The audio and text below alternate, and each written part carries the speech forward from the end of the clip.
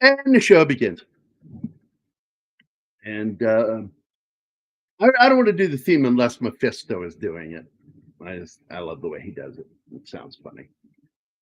We're going to be talking about really, for me, the last great Batman film by Christopher Nolan. I mean, I really do like the third film. I like the whole trilogy, but the fact is, the third film, I had a lot of problems with it. I thought it was too long, and they could have cut things out or made certain things shorter. Didn't have to have all these really long scenes.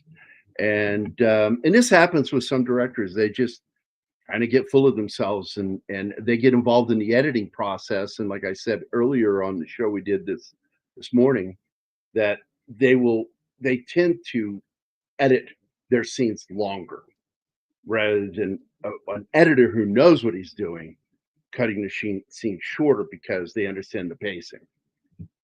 That's the thing about editors, real editors. Your editors have to be master storytellers in the visual format, and they also have to understand timing, because that cut needs to be a certain way at a certain moment for it to work perfectly within a film.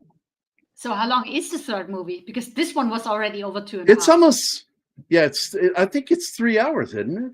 Holy shit. Yeah, that's too long. Oh, it's completely worth watching. You are going to watch it with me. Oh, I know I am. Yeah, you're going to watch it with me, and it's a good film, but it's not as good as the first two. And sadly, because we watched a little thing today, and I knew some of it going into the film, that The Dark Knight Rises would end up being changed because of the loss of Heath Ledger. Imagine we could have had Joker around for longer. Because Joker was really an important part of that movie. He was actually supposed to be the judge in the court scene. Yeah. And not Scarecrow. And he would escape from Arkham. He would be like, I think he said something about like the only prisoner at Arkham, because all the other prisoners had been moved over to the other prison. But I don't know if that was correct or not, because that was something from somebody else other than. Well, they were definitely playing around with ideas and possibilities to still have him like digitally, but they felt it wouldn't be fair to his legacy to do that. Yeah. And then they ended up deciding we don't even want him in there, because hinting at him is going to make people miss him, and then they don't focus on the main story. And then you're not focusing on the story. There you go. But I think that David S. Goyer and Nolan went at the film, and I think they made it 15 to 20 minutes too long. I think it needed to be tighter. And that's my main complaint on it. I think that it's just too long in the tooth. And the reveal and all that shit at the end, really not that hard to guess. Watching the film, you kind of guess where it's going to go. Yeah, no way fucking Batman died at the end of that. For anybody watching right now, sorry, I spoiled it. But you've had 15 years to watch the fucking movie. Yeah. So we got. I see. Alpha is here. Third film was too much stupid to force the plot. There's a lot of forcing. Has a lot. Oh, hello. Emmanuel is here. We got Gambit, of course.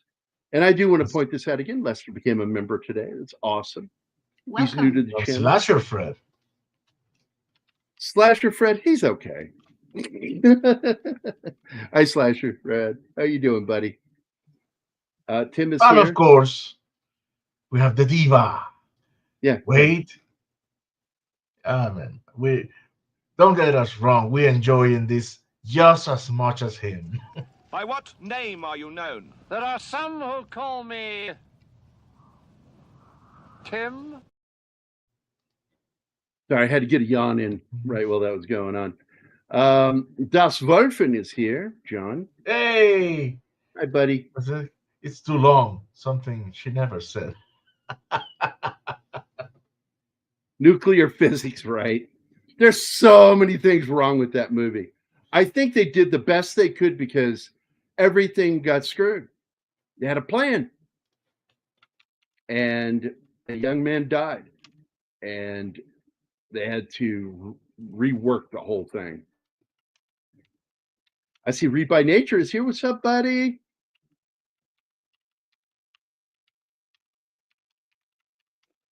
There was a lunatic dressed up as Batman killing people outside the theater.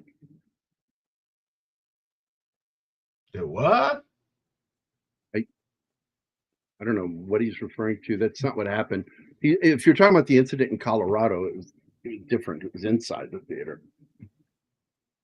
And the guy was dressed like the Joker.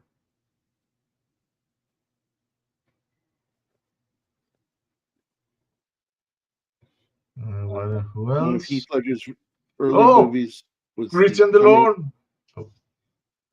10 Things I Hate About You. I like that movie. That movie is nothing more than an adaptation of Taming of the Shrew.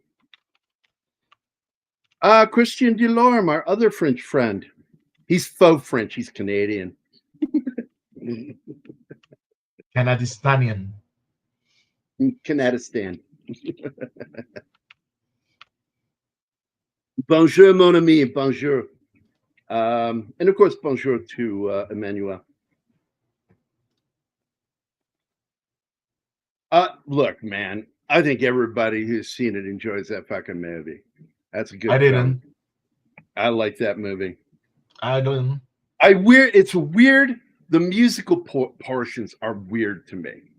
I could take it as a comedy, but that was reached too fucking far for me.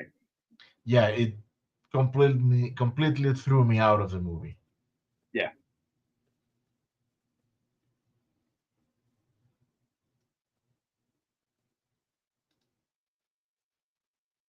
So, the movie going into the second film was just, I think this is sheer brilliance because I liked Batman Begins. Good film. This was artwork. This is a great fucking movie.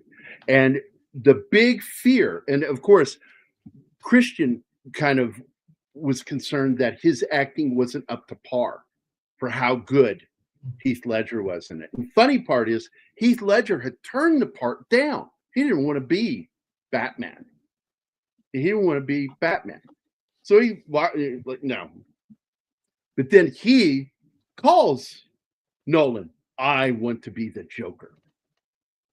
And he goes, well, you know, there's going to be a lot of comparisons. No, I've got this. This is something I really want. Hey, we have a super chat from Christian Delorme. $5 that's a Canadian good one. dollars. Yes. You're a drummer, you've been in the army, you read it. Yep. Drummers led armies into battle while guitarists begged for coins on the street. Yep. As a guitarist, fuck off. Former guitarist. But it's true. That never is did that. historically accurate. I never did that. I never played on the corners of streets. I've met a lot of street I guitarists. choose my audience. I've seen the Tammy the Shrew and Kiss Me Kate on stage, and I prefer 10 Things I Hate About You. I loved the movie. Styles and Ledger had great chemistry. I thoroughly enjoyed that movie, and I thought that scene on the bleachers is one of my favorite moments in film. It's not my favorite, but it's one of my favorite moments. Okay. When he's doing the dance down the thing. For Chris, I love you, baby. Oh, fuck, man. okay. What The a- video for Chris, since we have Gary Oldman in this movie, is this one. Betty, bring me everyone. What do you mean, everyone? And what I love about that is he did it all these different ways. Subtle, humorous. And then he just had this one enemy he wanted to do. And he asked the director, let him do it. And No, he so didn't. he did it. He didn't. He He did tipped it, off the sound And guy. it cracked. He And did it to make the director laugh. Yeah, but the director didn't know it. He made Yeah, the and he sign was. for the sound guy. No, I take didn't off his say earphones he and knew then what he was going to do. What do you He said mean? he I asked the didn't. director, and he didn't. He surprised him. He just did this thing. Doesn't matter. But the director was completely unaware. That's what matters. And it made him laugh. And he ended up loving it so much. That's what he put in the film, It's of him cute. saying I it like that way. Over the top. Gary Oldman is probably one of the best over actors out there. I just love him. I love Gary Oh Oldman. man, He's did you see the Clay show Celebrity Deathmatch in the 90s? They had a What? there was an MTV show with clay figures that was called Celebrity Deathmatch. They put the two celebrities to I remember that show. Yeah. okay. What They about it? had a fight between Gary Oldman and wow. This guy Cowbell. I forgot his name. His name is escaping me. Christopher Walken. Yes, Christopher Walken and Gary Oldman. Man, it was awesome.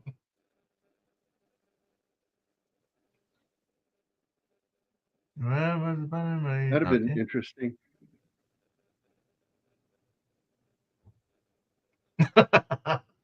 Yeah.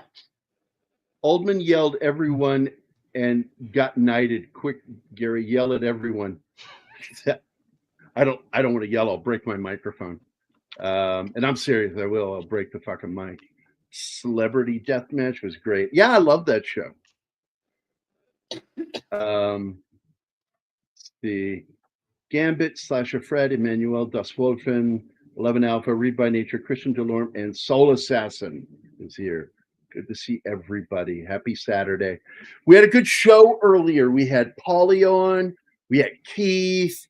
We had our good friend Sil Abdul, who's doing a show. I think he's still live right now. And Yes. I dropped in to say hi to him and drop a like. And we talked about Superman. It was fun. If you haven't watched it, it's still on the channel. You can watch it from earlier. Some great discussion on what we liked without spoilers. You know, we just talked about the basic movie and why we liked it. And I will say to you that I am not a fan of James Gunn.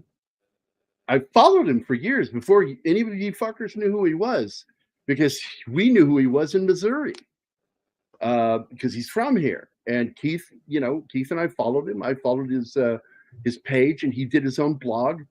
And before MySpace and all that bullshit. And Mac followed him too, because Mac liked him because he was a writer.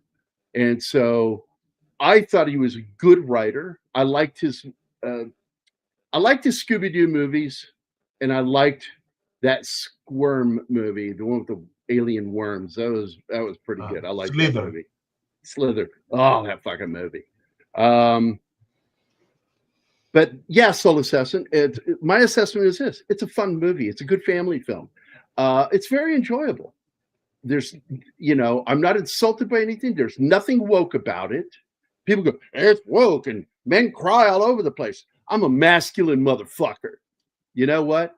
And I'm one of the first people to call people out for woke. You're full of shit.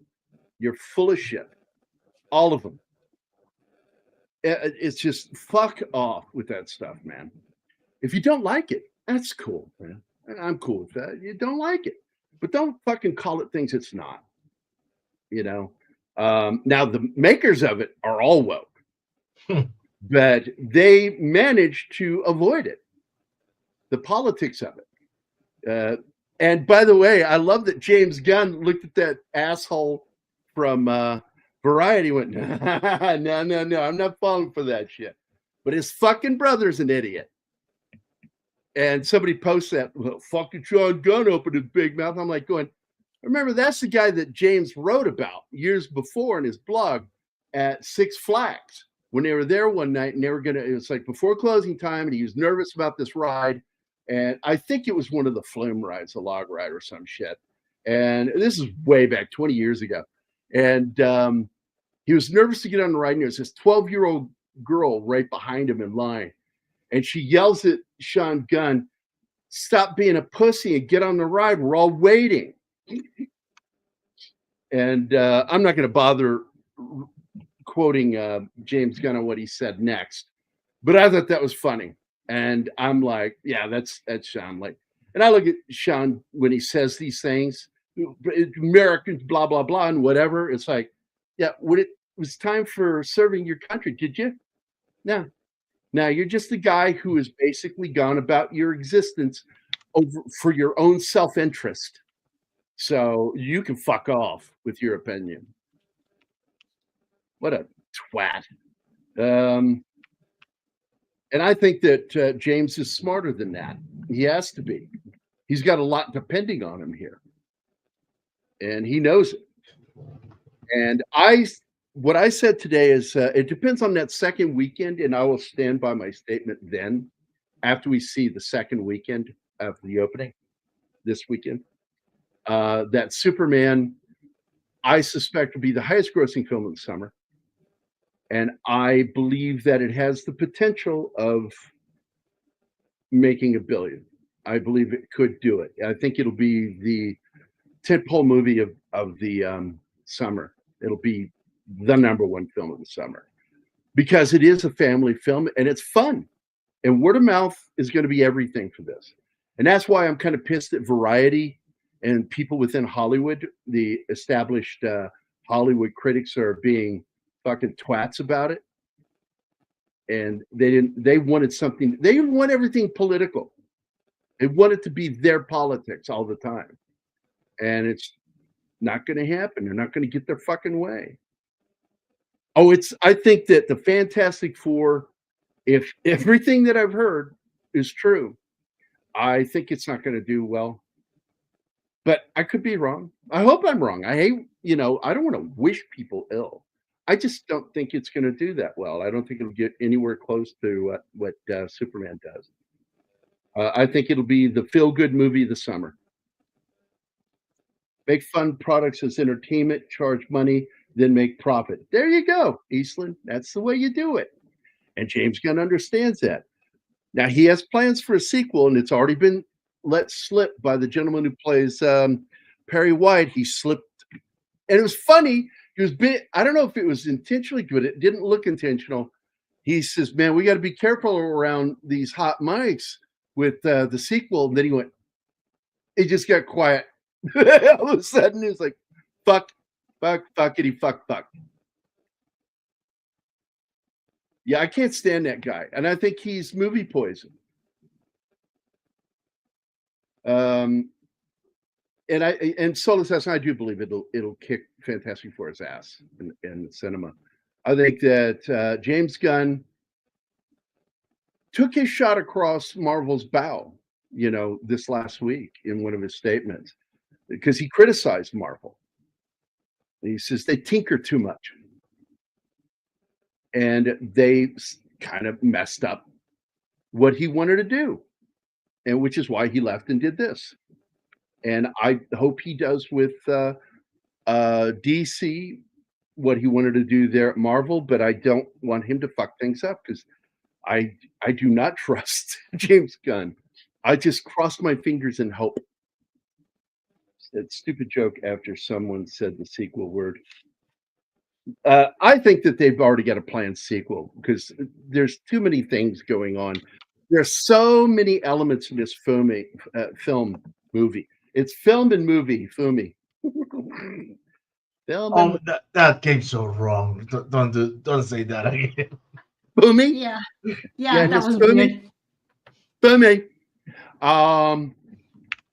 I think there's so many things set up in this film, Easter egg wise, that it's clear there's going to be a sequel. Keith and I believe that one of the things that's not shown obviously in the film, but we believe was hinted at is Brainiac. Oh, and Martian Manhunter. Oh, Martian Manhunter is definitely Easter egged verbally. Yep. When he made the comment, he says, green skinned Martians. And Superman goes, I'm from Krypton and my skin isn't green. Same diff. I've liked Pedro in Project. The only thing I've ever liked him in really is Game of Thrones. He had the He single did- best death scene ever. Well, he did well in Mando. He read his lines well. I'm okay with it because it didn't sound like him. I like that. And but I really do believe that a lot of the physical performance in that film wasn't even him. This opening thing was really so many ways an homage to Michael Mann's Heat. And he made the cast watch Heat before they did this scene. And it's great that he did that. Another great fucking actor right there. William Fichtner. Yes. Yeah. That guy makes everything he's in that much better just by him being in it.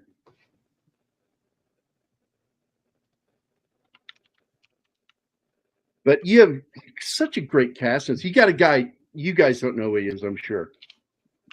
Ron Dean plays the part of one of the detectives, Wirtz.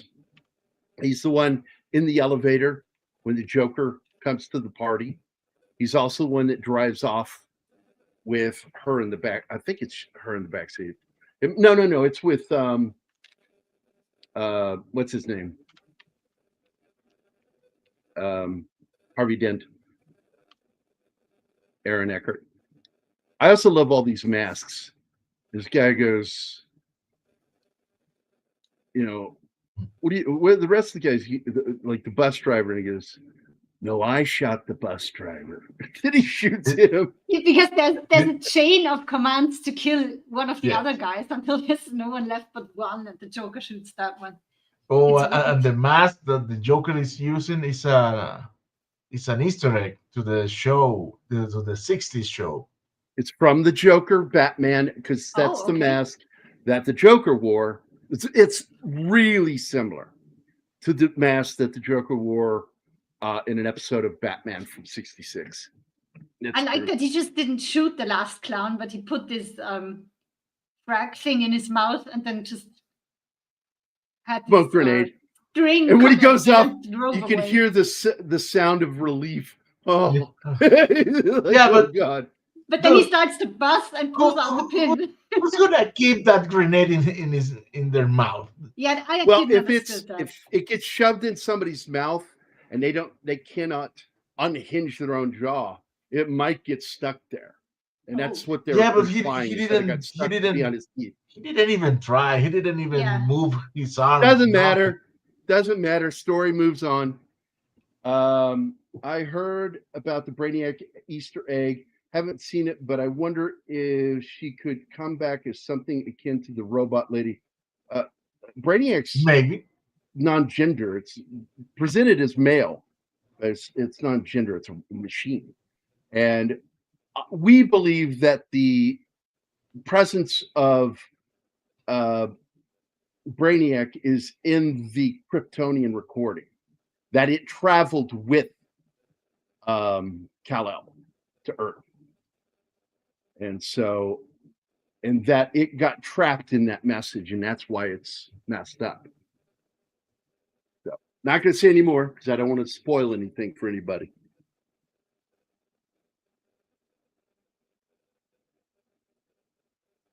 Oh my God, there's so many things in this movie with, like when the monitor is like it says loitering, Yes. intimidate, and I'm like, fuck yeah. Hey, it's not a Dalek, okay? Now I will say that the Batman costume that he's wearing at the beginning of the film is the same one from the first film, but he complains about it, that he has no movement in the neck, which is funny because that goes back to Michael Keaton, Val Kilmer, and George Clooney too. That they all had immobile necks; they had to turn their upper body. And here's a fun fact about the change of the suit, because Chris says to Chris, I want to move my head, mate. He said, "Okay, let's rework the suit." But then someone asked, how are we going to introduce the change of the suit in the movie? And somebody, they did it great. remember, I do not recall who said, let's say it's the same reason we change it because he Exact was same so reason. upset. It's a perfect reason. I need more mobility. I have trouble turning and seeing things, and all that stuff's happening. This is one of my favorite moments where he times it perfectly to jump off that fucking ledge onto that fucking van. That was great. Yeah, and then Keaton demanded it back. I love that, dude. I love that. Because that's his signature, Batman. Well, it's also what he's used to. Because he trained himself to learn to turn his body. Yeah, I love this line here. He says, we're doing the same thing as you. What makes you better than us? I'm not wearing hockey pads. No, Yeah. better yet is when he says, I don't need help. And Scarecrow said, not my diagnosis. Yeah, not my diagnosis. Another great joke in the film. Some great lines in this. And again, I think that's a holdover because I think that the Joker was supposed to be in that scene. I think that that he had escaped and he had to put him back in jail. I think that that's a holdover from the original idea of having the Joker, one of the main villains in this. So I don't know. It's hard to tell. Hey, Regis is here. Regis. We have the couple. Emmanuel and Regis is here. You know, I just screwed that up because no, this is the movie with Heath Ledger. So no, it's not a holdover. It is. Yeah. It is the movie thing. I do like it because he is one of the actors that tried out for Bruce Wayne. Killian. Yeah, she's been looking everywhere for him, and finally she found him in our chat. Yeah, that's like me almost every Thursday. I'm sitting there waiting for you to finally show up. Then I go check Keith's show, and there you are. Okay, so when you hear me say Connex, Martin, that's a Connex. What he's opening. Oh. I call that shipping containers. Yeah, right? I'm military. They're called Connex in the military. They're still containers, but they have a specific name, Connex containers. Man, I love that car. We also call them crates. Big crates, but they're crates. Crate is made of wood for me.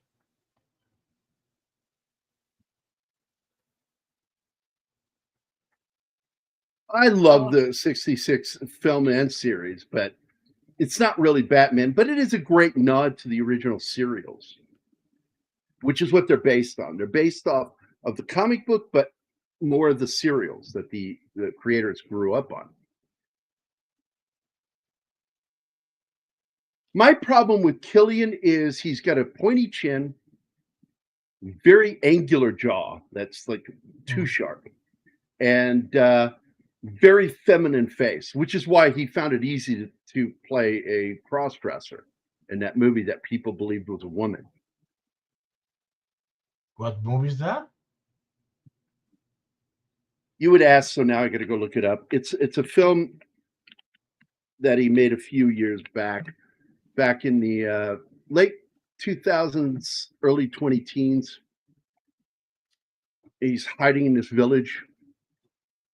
Give me a minute.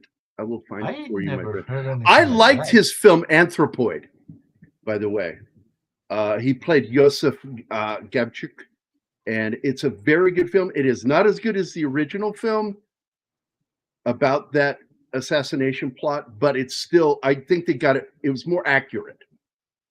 It was more accurate. I'm looking for the film for you, my friend. Oh, there's a movie he was in I liked in 2007, Watching the Detectives, because the name comes from this song, Watching the Detectives by Elvis Costello. He's really good in The Wind Shakes the Barley. It's another good film with him. I did not like the movie Red Eye that much, but it was still good, just not great. I like Supernova. I know it's an obscure movie, but I like it.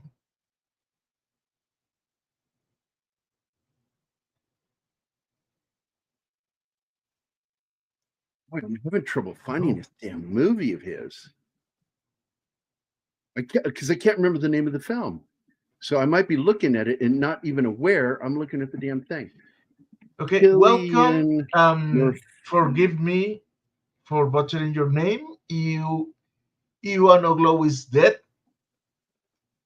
Welcome to Breakfast on Pluto. That's the movies. So let me go see if I can find it. Yeah, how about you give us a nickname that we can actually pronounce without breaking our tongue? That would be nice. Yes. English is my second language, so I'm sorry. Same.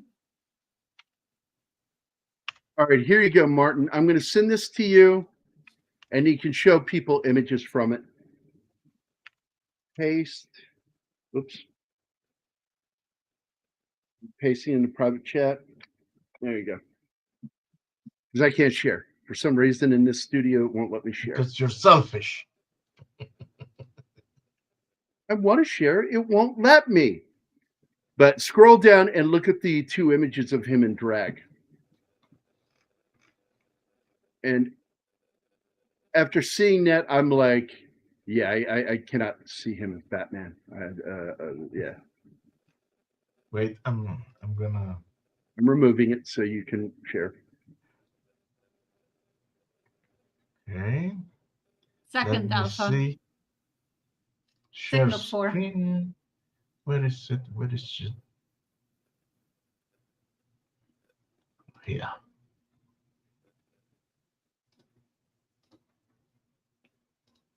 There you go. Oh my God. Yes. But do you see what I mean? It's just like it's an unattractive woman. unattractive woman, but very feminine jawline. Yes. And it's like, oh yeah, I'm glad I didn't see that as Batman. Thank you. But he's perfect as Crane. I think he's scary as shit as Crane. And funny. Martin, we got a Yes. name. We don't have to Oh! break our tongues anymore. Thank you, Ewan. Ewan Glow is dead. Okay. Thank you very much. That was kind of you. So we'll just call you Ewan. Oh, I don't know why. I mean, it's a tiny role, but why wouldn't they even try to cast somebody who looks like a ballerina? She doesn't have the neck of a that says ballerina. dancer. It's not just Yeah. the neck.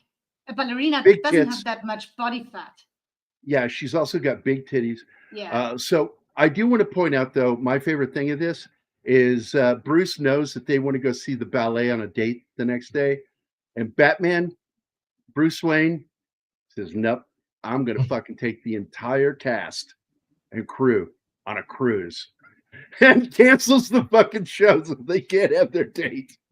That's pretty petty, Bruce Wayne. It's what he does. I mean, he brought these two hookers in the first movie to the hotel and they jump into the pool and people start complaining. He just buys the whole fucking hotel. Yep. It's what he does. He has too much money. He doesn't care. You know what is But the Go ahead. best thing in this movie is we finally get rid of Rachel. Oh, Yeah. I mean, It's like Katie you Holmes even got a annoyed me. substandard She actress. is bad. She's Exactly. worst. That's what I'm saying. It's like she's substandard to even Katie Holmes. It's like, hey, can we get an even more homely woman to play this part? Okay, yeah. Let's get Gyllenhaal. Oh. But anyway, you got some great comic characters that are in this movie, from Wirtz to Ramirez.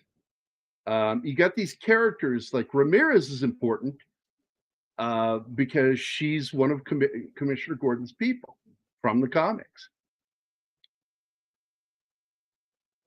Ballast counterweights. This scene is absolutely one of my favorite moments in the movie.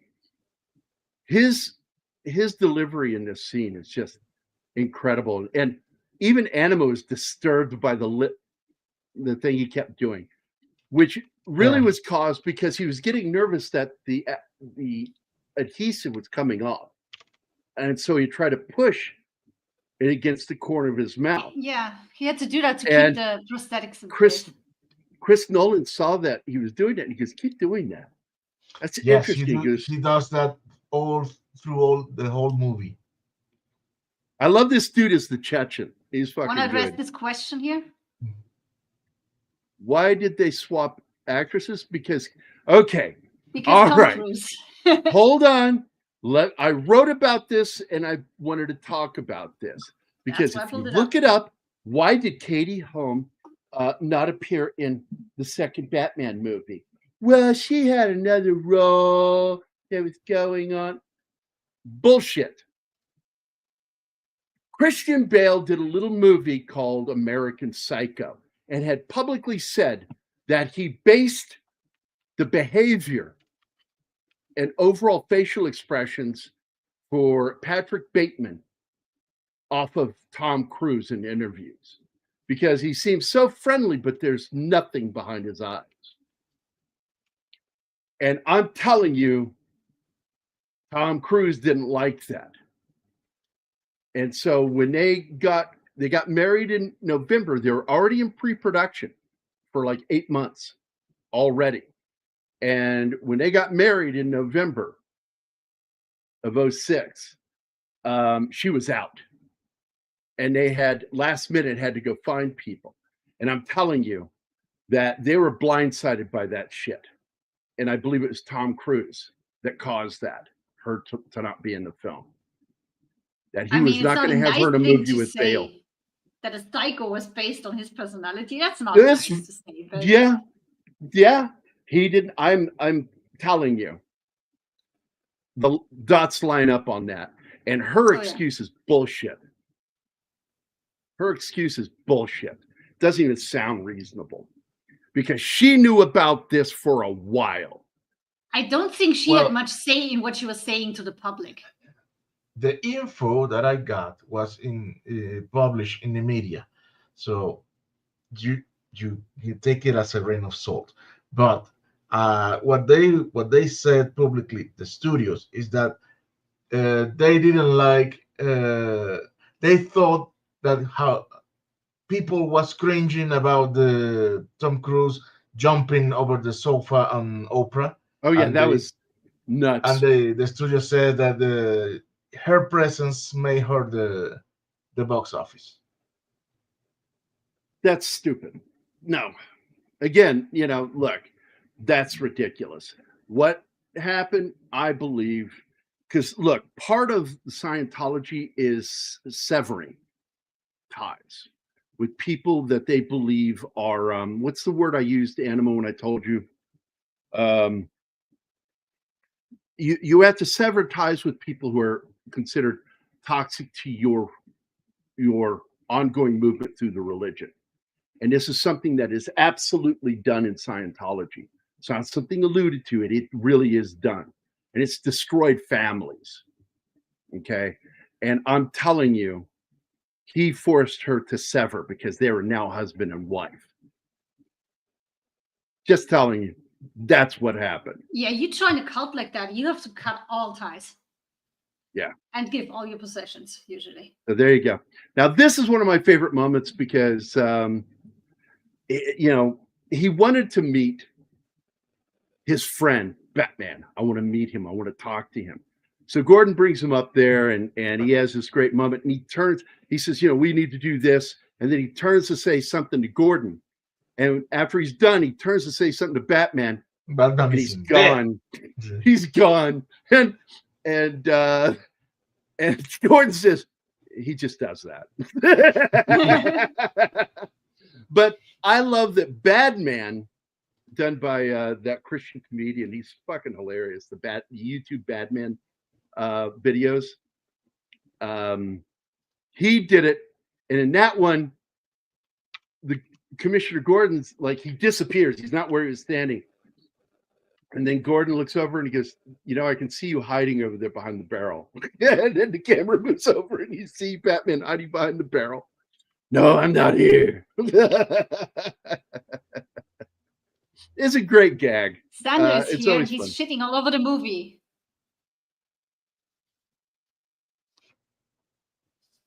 It is not overrated. It is good. Well, look, hey. Well. Welcome to his opinion, man. Sander is speaking about Batman movie, no Batman. Yeah. It's Oh, Batman. that's right. It's the most overrated Batman movie. Oh, okay. I'm okay with that. I'm cool. Yeah, Pete Holmes. That's him. The guy, that sounds like the name of a porn star, Pete Holmes. But he is, I do love the guy. He's funny as hell, right? Pete Holmes, the son of, what was the other guy's name? Name Holmes with the big dick. I can't remember his name. Oh man, Anyway. we even did a Val movie Kilmer about played him. Val Kilmer John played, Holmes. what was it? It wasn't John? John Holmes, yeah. Val Kilmer played Batman and played John Holmes. And now we're talking about Pete Holmes. That's weird. That's weird connections, man. Man, that's clearly proof that the Illuminati exists. You're onto something here, Gary. Keep going. And there it is. I love that fucking Yankee Clipper, man. That's the same plane that Indiana Jones flew on in the first Raiders.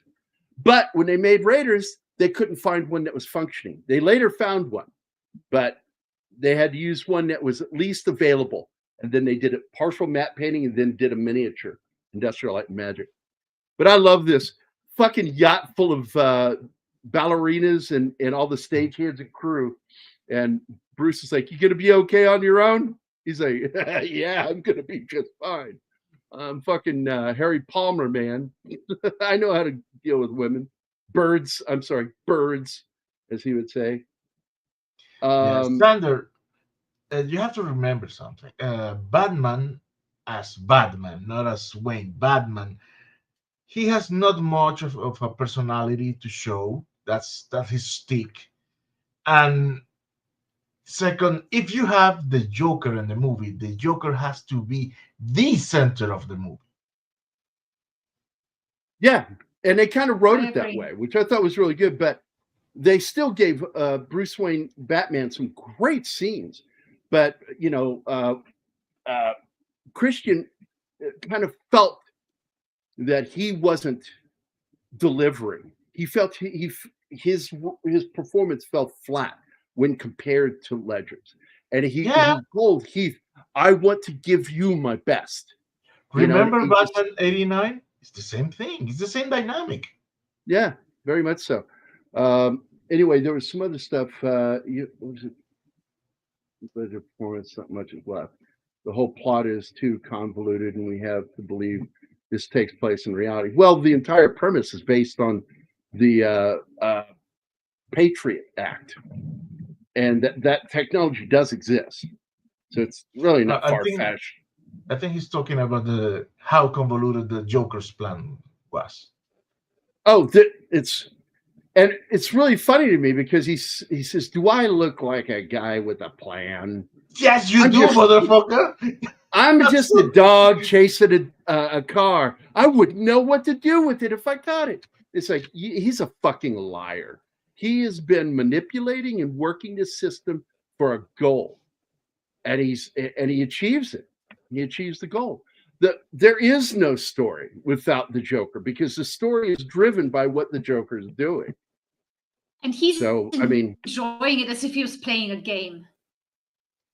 So I don't know, why would you even recommend removing him from the story when he's at the heart of the story? No. He doesn't recommend that. He's saying that if you take the Joker out, there is. Well, yeah, that's like saying, well, if you take one of the main elements from a story out of a story, where's your story? I mean, well, you just took it out. That's the same fucking question to me. If you take a main chunk of the story out, well, I'm not making fun of you, man, but that is an absurd question. Sorry. And I'm saying it as a writer. And it is overly meticulous, but I'm going to tell you what, the plan goes somewhere, unlike a Bond movie villain who tried to do the same thing and failed because it was ridiculous. You have to remember this. Joker has been around since the end of the previous movie, and there's like 3 years. Joker has taken his time to make this plan. Yeah, you don't know how long he's been making this plan. You don't, because he's probably been forming this plan long before. The minute he heard about Batman, because he said that. The minute he heard about Batman, he came into existence as who he is. That's why he's the Joker. And he sees himself as the yang to Batman's yin. But anyway, I was about to make a point before, and now I've lost that point. Fuck. because I had a valid point. The plan is so meticulous. No.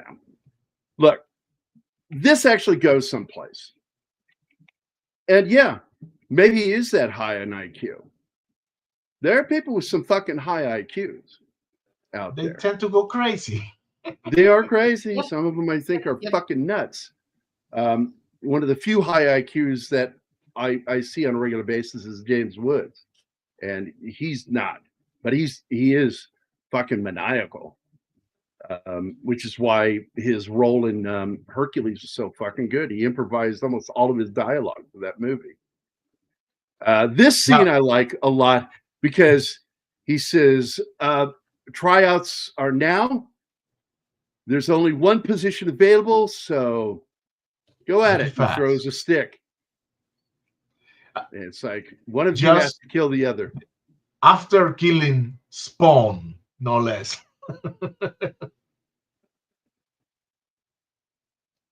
Again, what if you take this one part of a story out?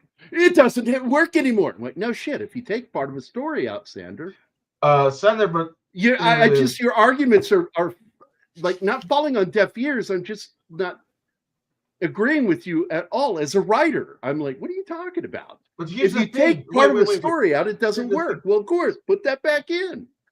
Neither Bruce nor Batman did anything during the parade. It was Gordon. The Yeah, only Gordon- action. Look, he has targets. He wants to get Harvey Dent, and all of this is designed to draw out Batman. That's all he's doing this for. He wants Batman. Batman is his forever plaything. He sees that, and he makes that line later that some people think is a throwaway line, but it's a hint to the history of the Joker and Batman. We're destined to do this dance for forever. Look at this. This is the most convoluted way to say it's just a movie. Yeah, it is. Thank you, Ewan. It is true, though. Yeah, it's a movie. It's a movie. It is not reality. In fact, part of what happened in my book, Vindicated, came about because of this movie. Because I sat down with a bunch of my military veteran buddies, drinking beer and arguing why this wouldn't work in reality. That it's fun, but it doesn't work in reality.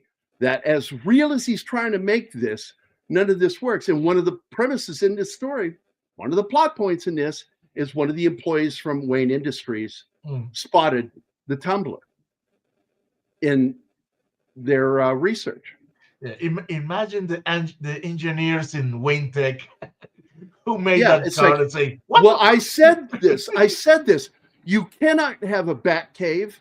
You cannot have all that stuff being made and not have a paper trail. That's the problem. And That's you why in have to- Vindicated, the character steals everything he gets from bad guys and you will have to Kills go them. the route and takes their stuff. of the pharaohs and take out the people who built everything. Yeah, that's crazy. That's crazy, man. Oh man, I love the pyramid. What, you want us to go inside? Sure. Is this going to be a tour? We're going to get to see everything finished. Oh, great. I'm like, Yeah. What's the flowers? What's the flowers? somebody shut the door. We can't see in here. That's fucked up, man. I prefer Batman Begins. It has a balance. No, I like Batman Begins, but I consider this the better story. But that one's a simpler story. I get it. It's a simple story. And I miss Gotham. I like the Gotham series. Somebody said that. Was that you, Sander? Because I like the Gotham series until Bane. Well, certain things dealing with Bane. You made a Lazy Susan for your Batmobile. I like that one. Yeah, that's What great. is a Lazy Susan? Lazy Susan is those little tables or cabinets that rotate. Oh, Oh yeah, when you have a corner cabinet and you have a rotating shelf inside, so you can get to all the things without. This having is to one of step my towards it. favorite stunts in the film. I fucking love this. High up on that fucking building. I love the whole Hong Kong scene.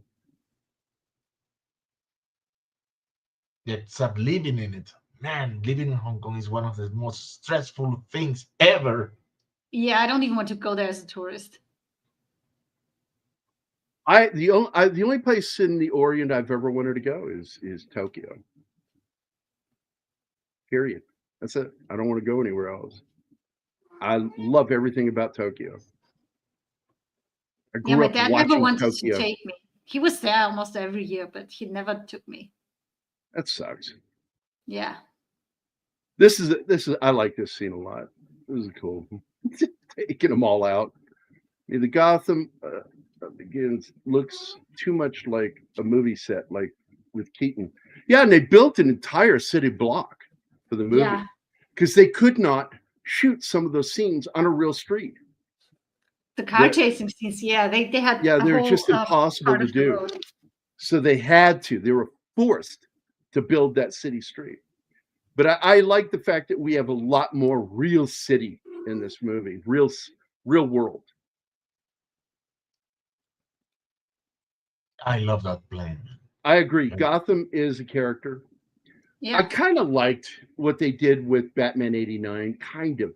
It's more of an operatic film, but they made Batman's Gotham City look like hell vomiting upward. Yeah, but it was Art Deco, so it's nice.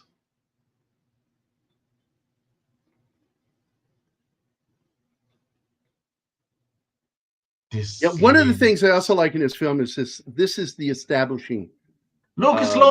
scene for the interrogation room, because it's not just because they needed that scene. That scene is there to establish the interrogation room, because they could have had that scene take place anywhere. Really, they could have. They needed it in that room because it will come back again and echo, because when the Joker is in there. For me, the Gotham begins. No, you're right. You already read that.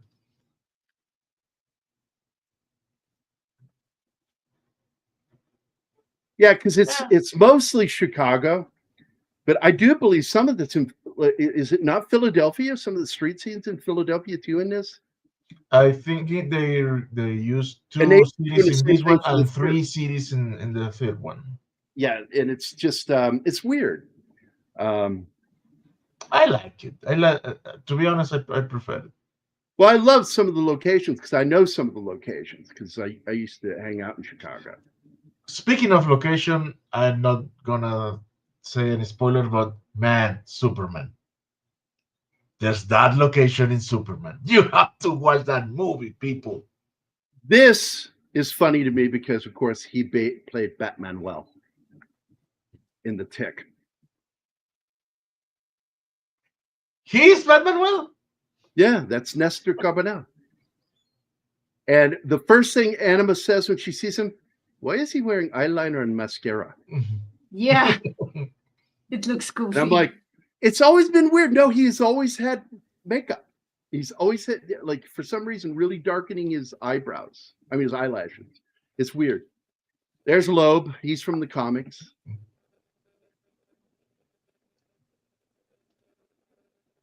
Well, the nice thing about Chicago has the L. And so that's kind of a carryover from the first film.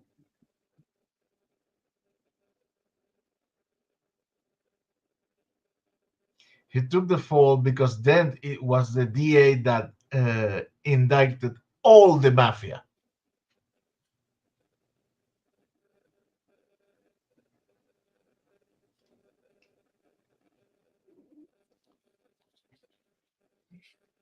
No, that's that's a street in Chicago. And I was explaining to Anima how they pulled that off. They had to do it twice. And once on the street and once on the movie set. And I thought that was so cool that they figured out how to do it. They had to, with iron support, metal support, they had to weld that fucking trailer to the truck for it to not disconnect and actually flip the whole truck, because that's not how trucks work. But it's still fucking cool to watch. And I said it's a gigantic fucking beam that was blown with TNT, blown out of the bottom of the trailer system. And you can see it. When Well, you yeah, kill. they remove it digitally in the movie. You But still see the in smoke. the behind the scenes, you see the smoke steam coming out of the truck as it flips. What blows my mind is that they enforced the driver's cabin Oh. with steel, and they actually had a stunt driver sitting in there as the truck flips. I pause it because this is the part. This part is that line from Alfred when he says, does she have any psychotic ex-boyfriend that I should worry about?" And Alfred says, "Oh, you have no idea."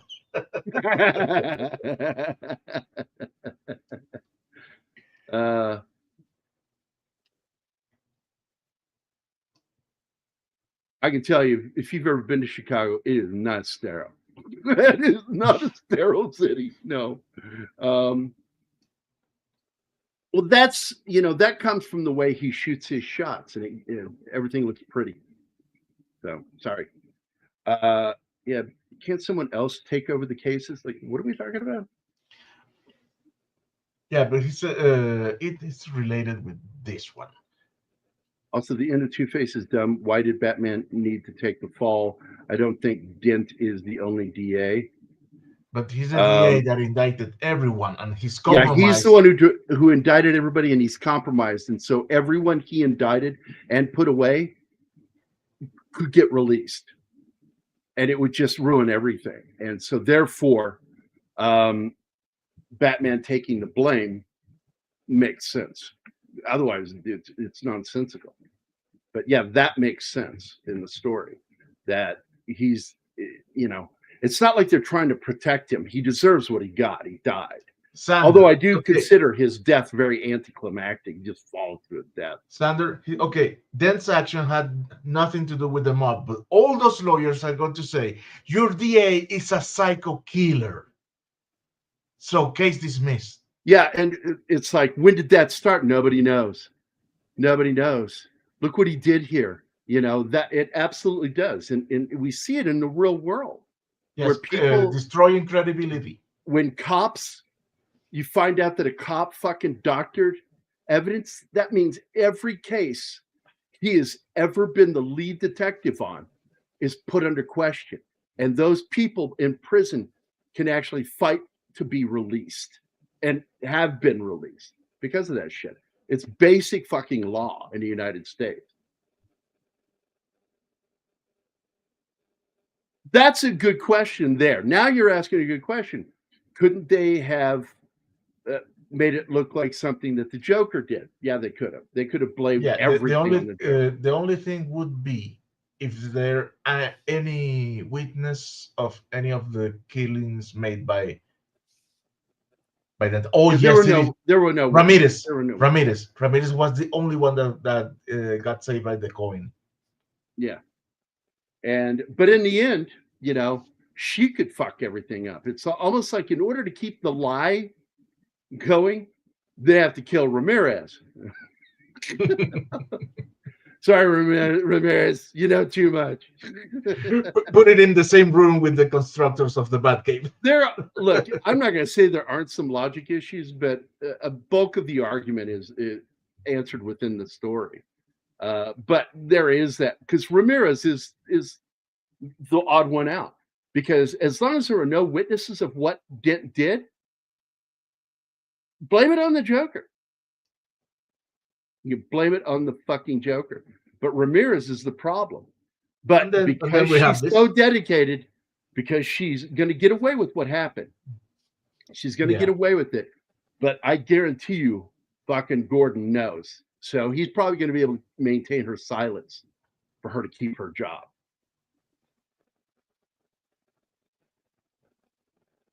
Oh my God. Yeah. The whole idea of the light thing was always funny to me. Yes. Because the cops would never openly work with a vigilante, ever. They would do it in secret.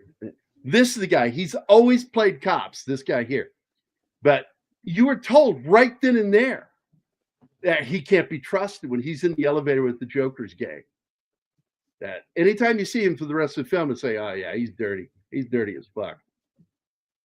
And those girls right there, they're dirty too. Mm. I do like the way he pulls his shotgun apart, walking down the fucking wall.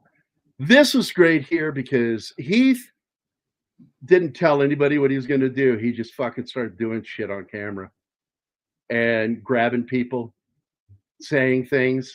They let him improvise. Deliver. Yeah. And Yeah, and this was it- the it- first it scene he had scared with the shit out of Maggie, Michael and he Caine. terrified the shit out of her. Michael Caine too. He forgot his terrified lines, yeah. Michael Caine. He shocked him because Michael Caine had a line and he never delivered it when he came out He of had the never elevator. worked with Ledger before. It was the first meeting. And the look of terror on her face when he holds her outside of the building and then drops her, she really was scared by him. That was not acting.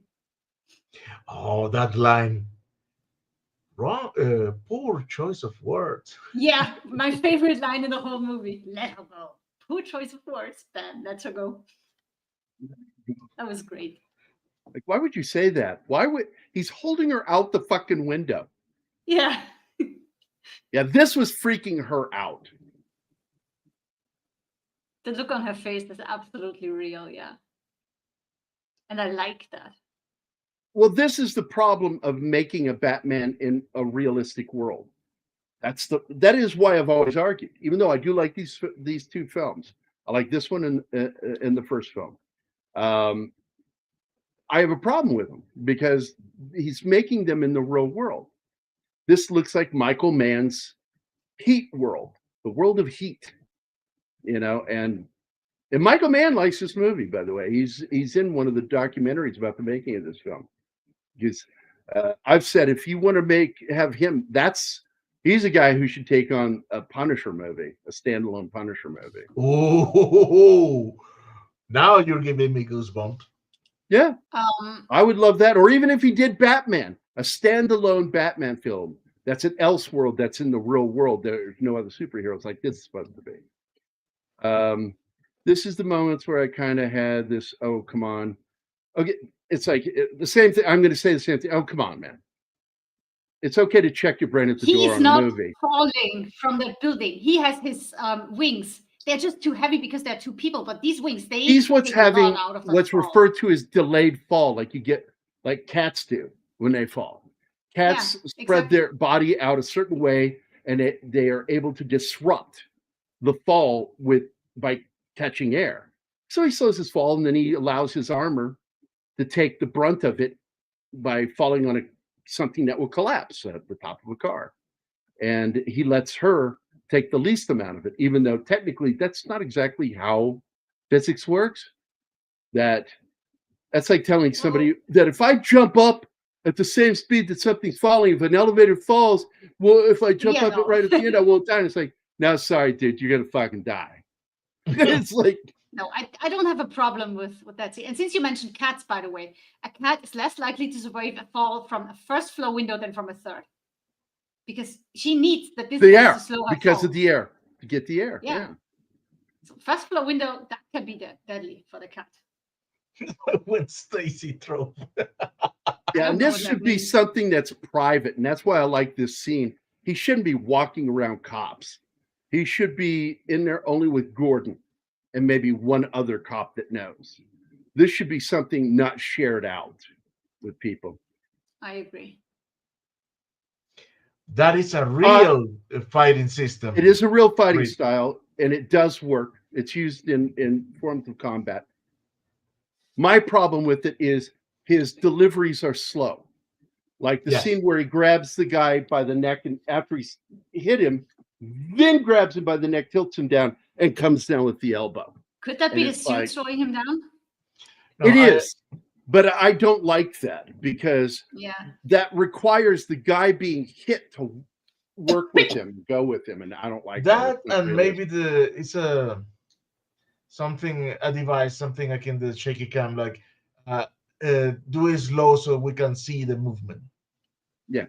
Now again, this guy. As funny as this scene is, this is not the functional way to deal with this guy. This guy would be forced to sign NDAs immediately, or he would be sent to Timbuktu and never be seen or heard from again. We're being raided. He'd still be alive. He'd be treated well, fed well, but it would be a prison of sorts that he'd never be allowed out of. That's the problem with the planning of how all this works. The Batman Bruce Wayne Industries. It's a problem, a paper trail problem. You cannot have a paper trail. So Hey, we're having a meth raid. Meth raid. hey, yay! Which means Meth might be able to drop in for a minute or two. I would like that. He loves that movie. I don't know. Riddler was something that was suggested to Nolan, but it's not something he was interested in. He just wasn't interested in the Riddler. And the Riddler wouldn't have even been a known character. He was a forgotten comic character. He was a third-rate comic character, which is why that's such a great line in one of the films, where you're nothing but a third-rate villain. And it's true. He was a throwaway villain in the comics. And Batman 66 brought him out and made him a star, thanks to Frank Gorshin. Look, Batman dancing. Now, the Penguin was better known. The Joker and Penguin were better known villains, part of the Rogues Gallery, you know. But when it came down to the Riddler, Riddler was not very well known. He didn't become well known until 66. Now, I've got to tell you right now, the honor guard in this, that guy that does this, let me go to media. Here we go. The guy's name is Michael Corey Foster. He is the honor guard leader in this movie. He is not an actor. And I'm telling you, he is not law enforcement. This guy is solid military. 11 Alpha, you tell me if you think I'm right. You listen to his delivery here. Oh, we're in the wrong studio. Here we go. Honor, guard, attention. Hort. Ready? Aim. Fire. 11 Alpha, you tell me if I'm right. That guy's military. He was brought in just for that scene. Yeah, he doesn't have any other credits, so it must be. No, he's And never he's done really anything. Good. Yeah. And you can't even find him anywhere. I'm just telling you. That guy All was he has that one probably scene, yeah, either VFW or American Legion Honor Guard. Or military honor guard. Alpha says sounds like a Marine. There you go. Boom. I caught that and I'm like, that guy's fucking military.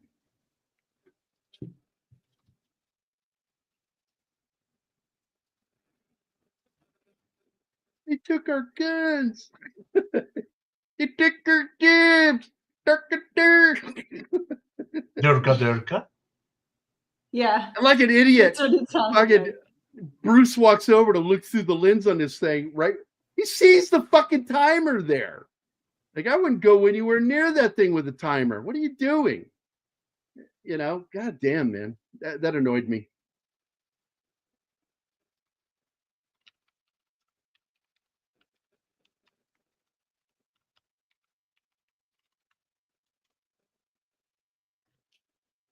Yeah, I did not like that. That's 7.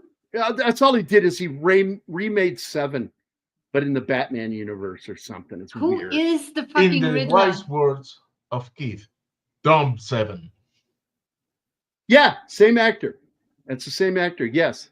He's in Yep. a lot of stuff, dude. Very, very good fucking actor. He is in a series that Anima and I are just watching. In fact, the final episode is out already for Murderbot.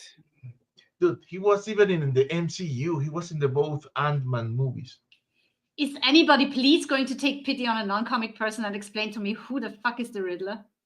You keep talking. It keeps coming up. No, we're not I have telling no you. idea who that Do is. not tell her. Do not tell her. She doesn't get to know. The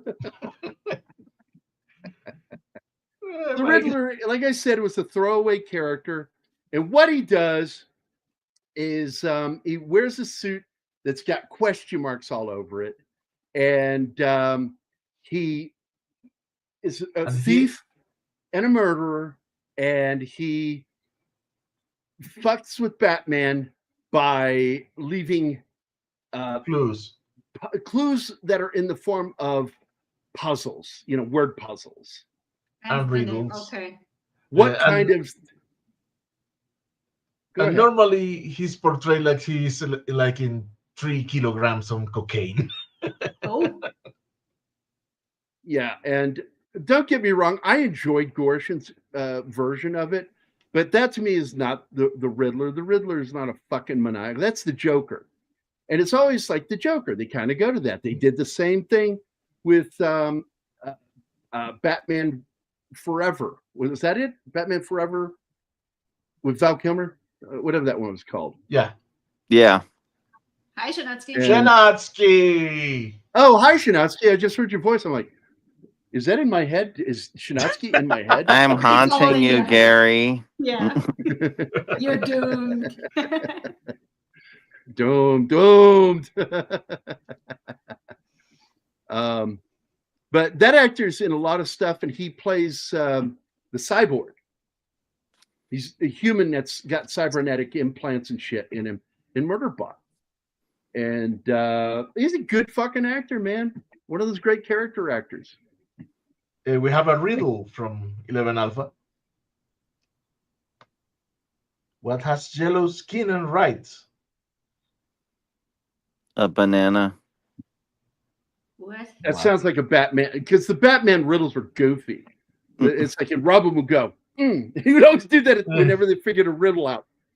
Smack his fist into his hand.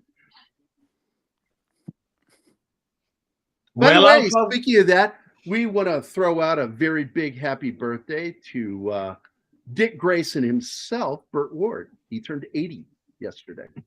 Oh, good for him. Yeah. I posted something about it on the Facebook group. He friended me on Facebook, and I'm like, I fucking love you, dude. That must have been amazing. And I love the fact that he was a real martial artist. People don't know that. They joke about it. It's like, no, he actually sparred with Bruce Lee. Didn't Bruce Lee want to beat him up on camera or something like that? I forget what the exact rumor. A rumor that, because he said he could beat him in a fight. It's not true. He actually knew Bruce before he played Kato. He knew him because he was in that Hollywood crowd and he did martial arts. And so Bruce met him. And so he sparred with him. Whoa. We have the map. Hello again. Hi. Hi, Meth. How you doing? I bet you're tired. I bet you just want to go to bed. Yes. I want to go to bed, but before that, I'm going to eat a tangerine. Yay! By the way, everybody, Tangerine. because of the fact that he's going to go to bed, those are his bedroom eyes. Look at those sexy eyes. Oh my God. Ooh, sexy. Should see me without my And- clothes. You should see me without my clothes. You know Maybe that not. on this Maybe on not. this channel, Mephisto, stripper money works in reverse. People throw stripper money on Gary so he puts on more clothes. No, I don't take my clothes off. Anyway. So since you're not going to be here long, Mephisto, what's your take on this movie? Oh, first of all, Batman and Robin sucks. Yeah. But movie a lot was of talking a lot of the people who just watched us cover the movie are actually here, at least supposedly. I don't know if it actually did do the redirect. It was supposed to, but I'm not sure. It did go up a little bit. The viewers. I don't know. guess It should come up. Never mind. But even if it didn't, crazy. coming from sort of like Batman had a death sentence after Batman and Robin. Essentially had a death sentence until Nolan picked it up and did Batman Begins. And in Batman Begins, it did well, remember, but it didn't do like gangbusters. But I don't think people knew it at the time that he got hit the reins to do a trilogy. I'm not sure people did or did not. I didn't. When I heard they're doing Dark Knight, to me, because I'm not a comic book guy, it didn't mean anything except for the fact that I knew Batman is the Dark Knight. I knew of it. It's just didn't know it was tied to any story. And to me, the ultimate villain for Batman, or the ultimate foil for Batman, is Joker, because Batman is supposed to be, even though he is a vigilante, is supposed to be order, and Joker is the chaos. And we talked a lot on Batman and Robin. We talked a lot about the animated series and how the animated series actually was the best kind of modern version of the Batman. And I didn't quite see it in Batman Begins, but I did see it here in this movie, where the Joker is a massive agent of chaos. And his entire shtick was essentially not only to fuck with people, is also to show Batman and to show Gotham essentially how people can fuck up other people because of chaos theory. That's why Heath Ledger will go down as probably the best Joker. I'm still a Jack Nicholson guy. I'm still the hokey, campy Jack Nicholson guy. So it's very hard for me to accept Heath Ledger as probably the best iteration of Batman, because he's not a joke. He's not a jokey kind of Joker, where the Mark Hamill version was partly Heath Ledger and partly Jack Nicholson. He was a nice little medium, because he was crazy and he was the agent of chaos, but he was also laughing his ass off while he was doing it, and he did it for the joke. This Joker doesn't do it for the joke. He does it to fuck with people.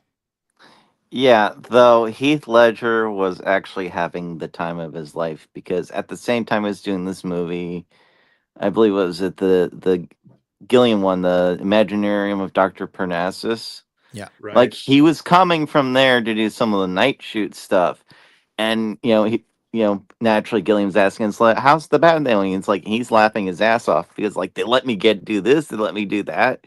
Like, he was not like super into the role and depressed like some people think, which because of his death after. No, he was, but during scenes, he would drive around the set on a skateboard and just visit other people and checking out their work and just having the time of his life. But when he was in character, he was in. Come on, Gary. Now this is slideshow.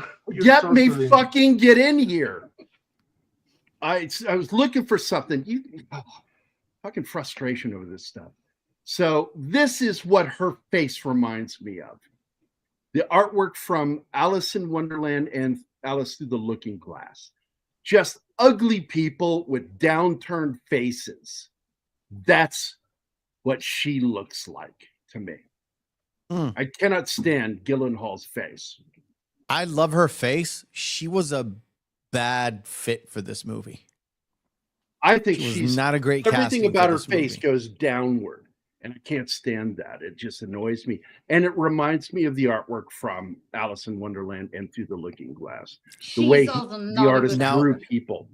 Aaron Eckhart is a great Harvey Dent. I've been following this guy since he was in the movie In the Company of Men, and that sounds gay. was so happy. It's not.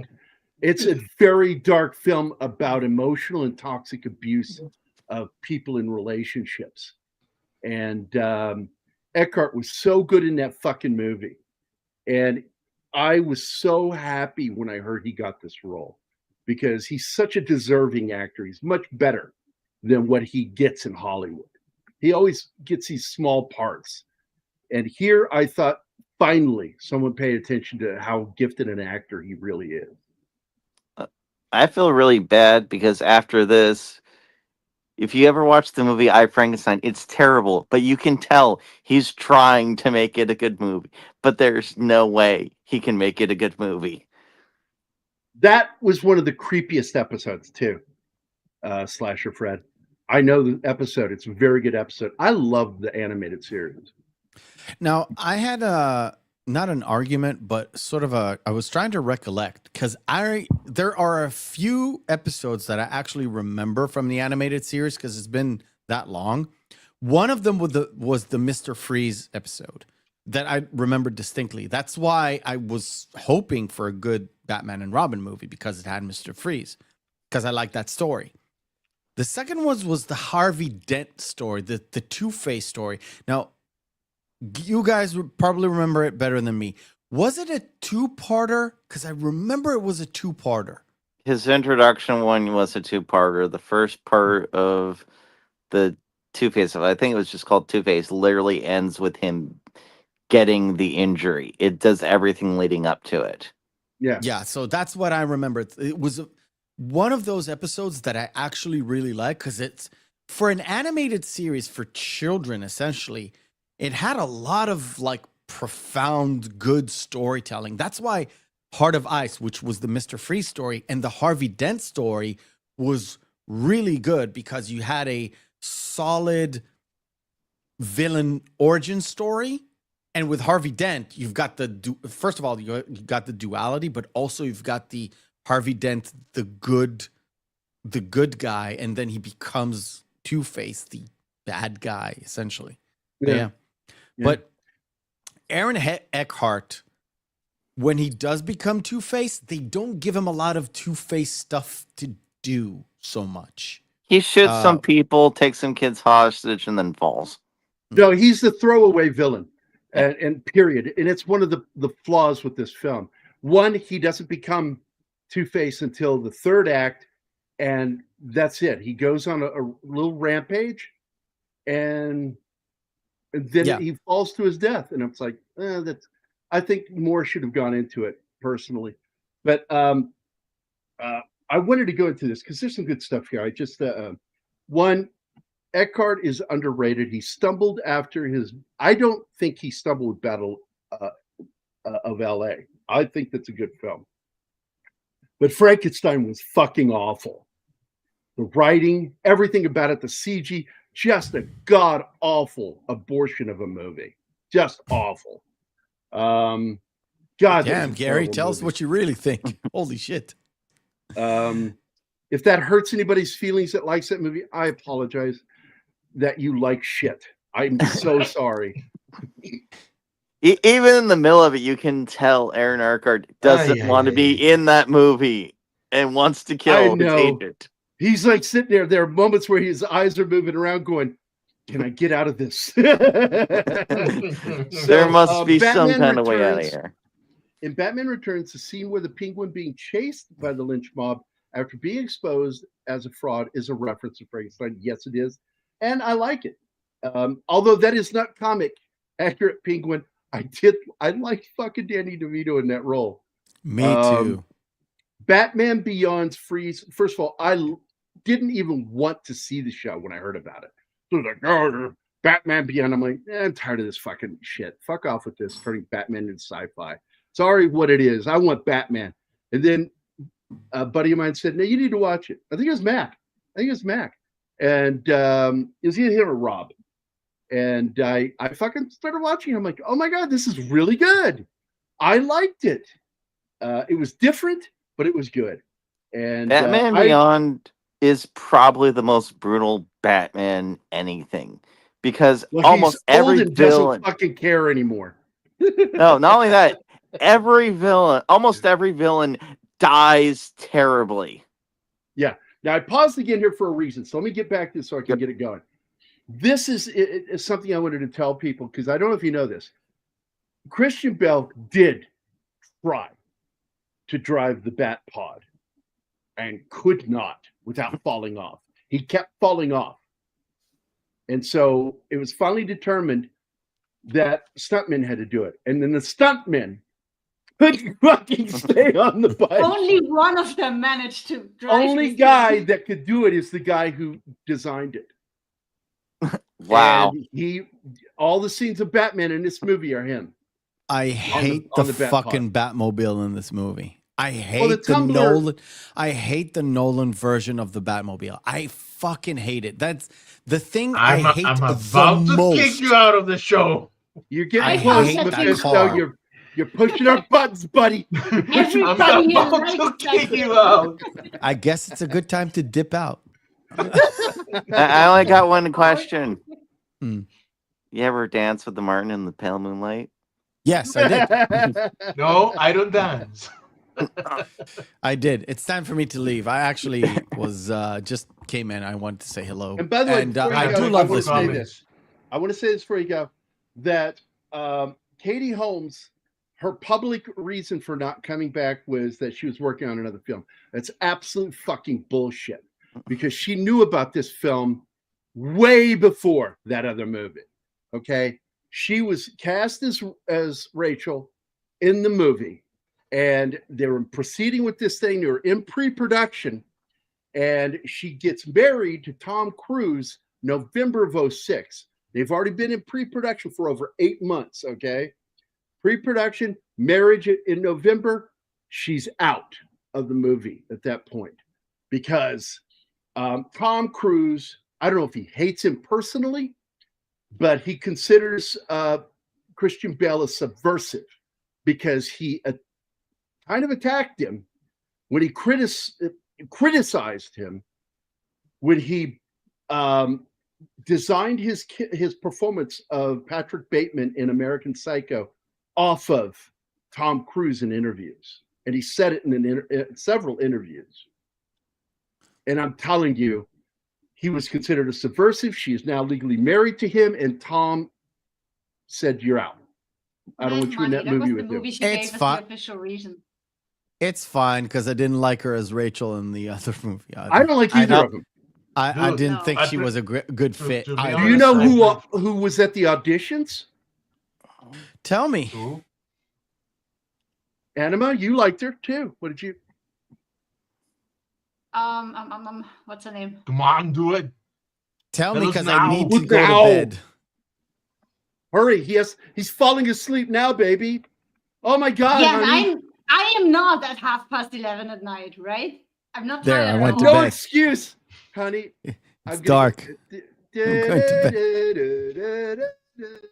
going Okay, I'm gonna do it. You're I'll an save asshole. you, baby. It's Amy Adams. Amy Adams, there you go. She She did the was on stand-ins set. for She did the stand-ins for all the actors to what do you call it? Audition. And the scene between her, I'll take Amy Adams. yeah. would she too. would have been great. She was good as Lois. She would have been great as Rachel.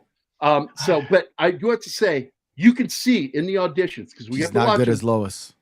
She's not good as Lois. Don't she's lie just to not right yourself. for Lois. No, don't. She's not the Okay. right person. Good night. It's a Good night. 10-minute discussion. Get out of here. She Tired is of your a face. bad we Lois. don't have time. Get for out. Go away. Go watch the new Superman, Gary. Go away. I heard you hate Okay, it. Oh wait, J.J. that's the other Abrams. Gary. Never mind. You and J.J. Bye. Abrams look alike.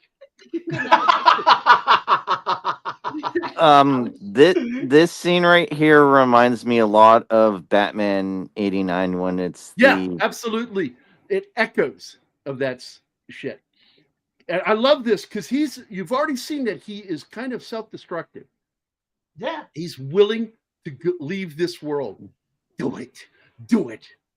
Yeah, hit me. His only goal is to corrupt. So how could be what By could making be more Batman corrupted kill than- somebody on purpose. Yes. Absolutely. And I love this moment because it even caught Anima off guard. He's not dead. I went, no, I never thought he was dead. Even when I saw the movie the first time. I have seen They that faked movie when it came out in 2008, but it was basically a first watch for me because I barely remembered anything except for Heath Ledger being brilliant. But I felt for that Now, when movie. you and- Yeah. Now, good night, buddy. So when you see this cop driving the car with, who is that? Is that Rachel getting in the car with him or is that Dent? I can't remember. But Dent. you know they're fucked. That's Dent. You know they're fucked because he's already helped the Joker. And she's also owned by the Joker because of her mom. This is one of the funniest moments in the film that a lot of people miss. all those knives, and then he pulls out a fucking potato peeler. Oh, yeah. Yeah. and, I had to go back because and I he couldn't- looks at it like, "What the fuck?" and then sets it down. I couldn't believe my eyes, so I needed to go back to verify it's really a vegetable peeler. That's goofy. I love you too, buddy. Now, Nestor is a good actor, by the way. I really do like him, but he does have too much makeup around his eyes. I don't understand that. Oh, this was improvised too, and they kept it in the film because it's fucking Heath playing the Joker, nailing it. The minute this guy got thrown in the cell with him, the fat guy, he starts complaining about his insides. I need to go to the bathroom, man, my guts. And I'm like, oh, this is My not insides good. hurt, and I'm like, what's wrong with the guy? Is he And I poisoned? immediately knew he's got a fucking bomb or something in him. I like this kid. He is so sweet in the movie. Not just the bomb, he has a fucking mobile phone in there too to trigger the bomb. Which is what's so funny when the Joker says, "I want my call. I Yeah. just want my call." That's the call And he's making. That's the call he wants to make. So this is why we had that first scene in the interrogation room, is to establish this room. And this is great because Christian Bale beat the living shit out of Heath at Heath's request. Well, he didn't at first, and he started slamming himself back and actually destroying some of the bricks. Breaking shit. Yeah. So he had to make a point. I mean this. Do it. This is a method, basically. And then he did it. Yeah. Shalom Lachaim, Mev. There you go. I do. I mean, it's a good trick where they just have the lights down because he's already in the room, and then they reveal with him slamming his head. see? You don't start with the head.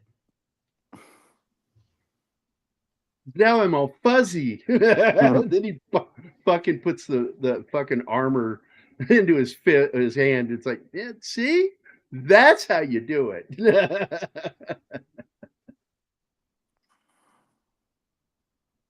And by the way, that smile has a name. Do any of you know Glasgow that smile. name? Yeah. That's Jolly Roger? Glasgow smile. It's the Glasgow smile. Although I misremembered it because I thought his dad did that, but he did it to himself because his wife said can't you need to trust. smile more. He know- tells this story multiple times. So Every story is fake. Although I didn't You have misremember. Okay. no idea how that happened. Because at this There's- one, he says his wife kept telling him he needs to smile more, and then he did that, and she couldn't live with the scars. Yeah, so it's just, look, I'm telling you, you can't believe anything he says. Unreliable now. He is an unreliable narrator. which is funny because he's narrating to you in real life. No, he's a motherfucker liar. It's not the same. Nestor's in a lot of stuff. Like I said, he played Batman well in The Tick, the live action TV series. The one from the 90s, early 2000s. Yeah, it's good early one. 2000s. Now, the real irony here is that Joker can only escape because of Batman. Because Batman used his head to crack the window, which he used a fragment of to threaten the officer. Yep.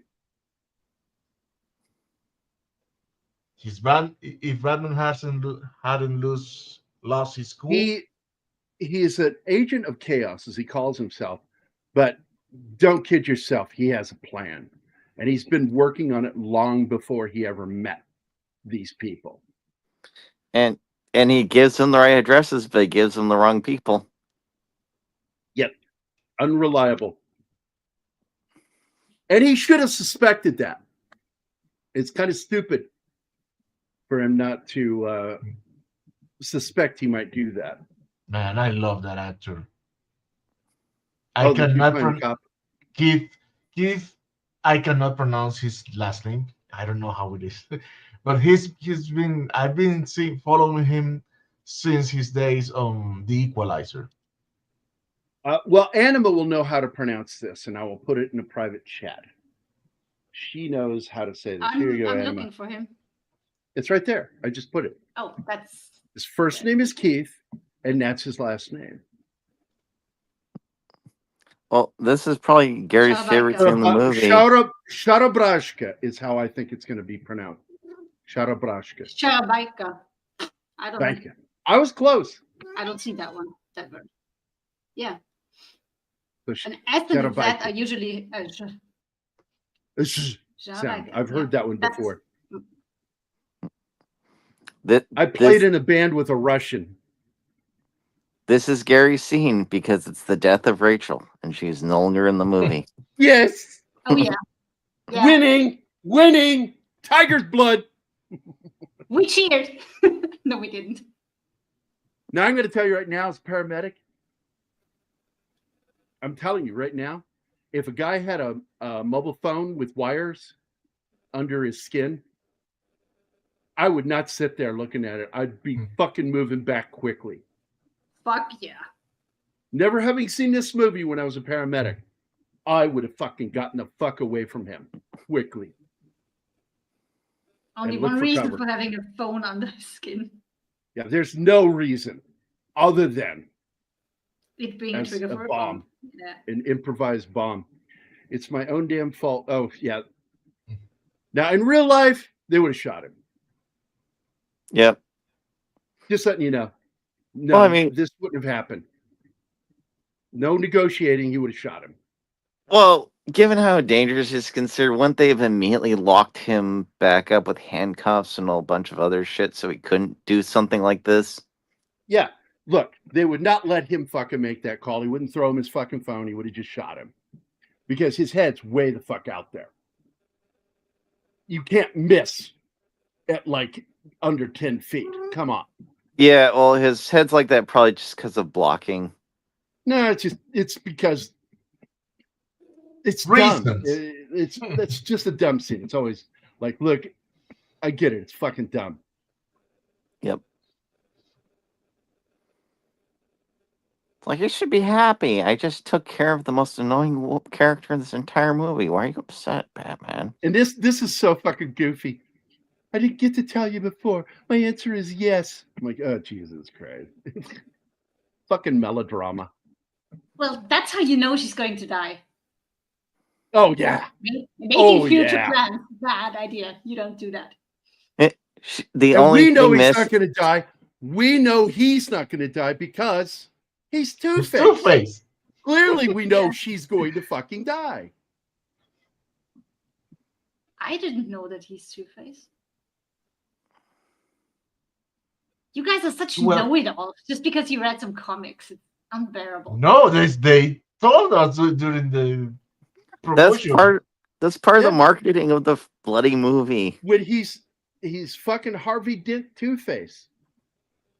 Listen, I went to watch that movie because I was heartbroken when Heath Ledger died in January 2008. This That was is the a scene reason for me that to go gets watch that copied movie. later in the Joker movie with what's his fucking name? Kind of. Well, the he's lesser- driving this one. Yeah. He's driving in this one. The other one, he was like just in the back of the police looking super happy and then it gets knocked over. Is he driving? Because he is in the back seat. Yes, he's in the backseat, but he's driving. I How don't the know. fuck is he running the pedals? That legs. one scene Back has, seat.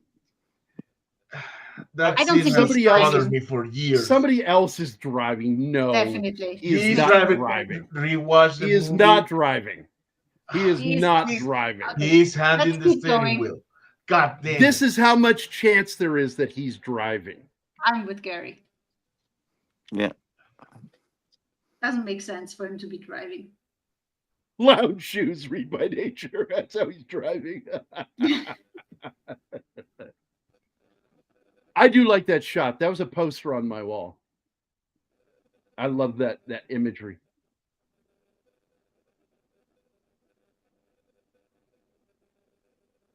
You know, you can set the speed of the vehicle, right? And just Damn take control of the backseat wheel. drivers. I just think that it's great that there was that little homage to the Heath Ledger's Joker in there. Even in death, she's moralizing to everyone. Yeah, it kind of pisses me off. You know, let Bruce lick the wounds. Let him have that pain. Let him know that despite everything, she chose Harvey Dent. Oh, I hated that Alfred burns the fucking letter and never gives it to him. He should have given the letter and say no more for that bitch. What he should have done is that's right when it's like, she picked me, she chose me. It's like, I have some bad news. Alfred just immediately afterwards says, "Good riddance to bad rubbish." Yeah, something like that. Just walks away going, "Fuck that bitch." No, he would not say that. He wouldn't. Yes, he wouldn't say. He bitch. should have used the C word because it's British. Yeah, he would. Yeah, that he would have used. Enough of that cunt or something like that.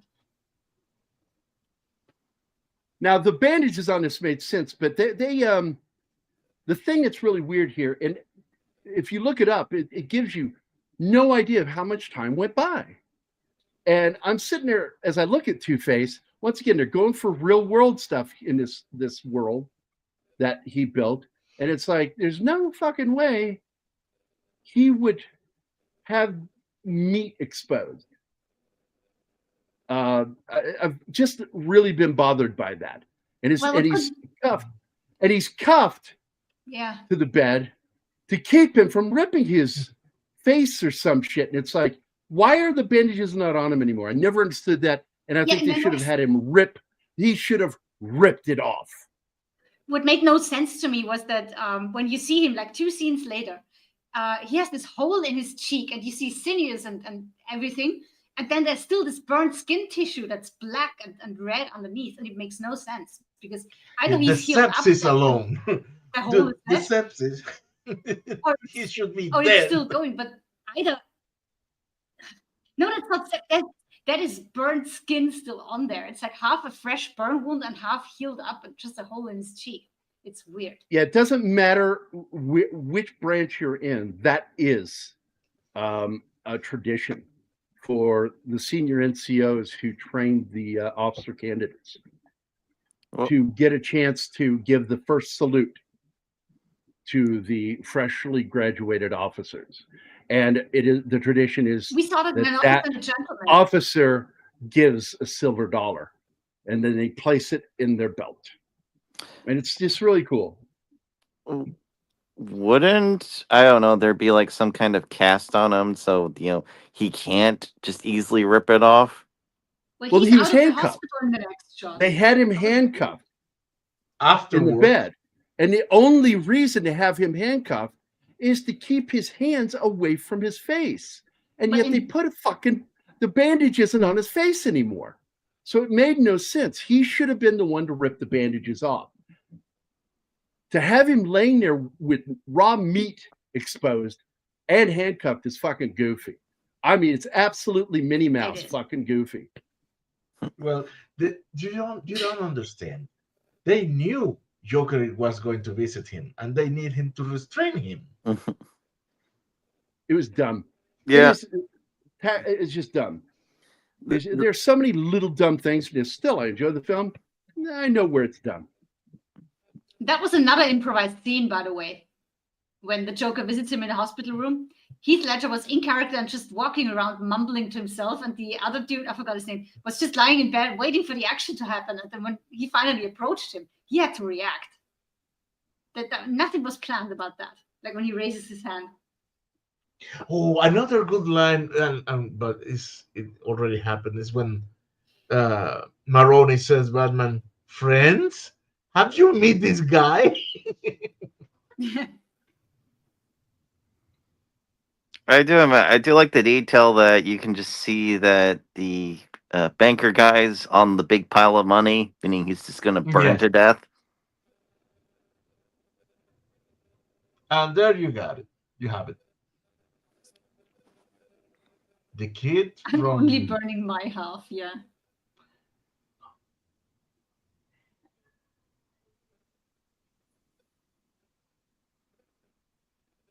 Yeah, we should have the banker screaming in the back.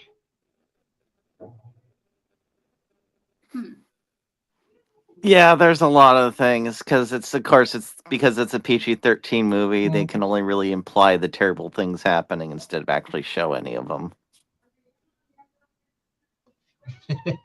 Yes, and he's burning through it.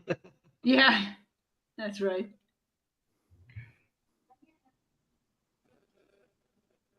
And the U.S. government just looks at that and goes, "Huh, amateur." Ouch. Yeah, because the whole thing that he's going to do is based off of the Patriot Act. Yeah, I mean, from what I understand of it, like the subtext with it, or at least some people were saying about it, was that this is kind of a justification for all the spy networks and other stuff, because oh, we need to protect ourselves from terrible terrorists like the Joker, so we need to like suspend civil rights for a bit. They'll never come back, but we need to be safe.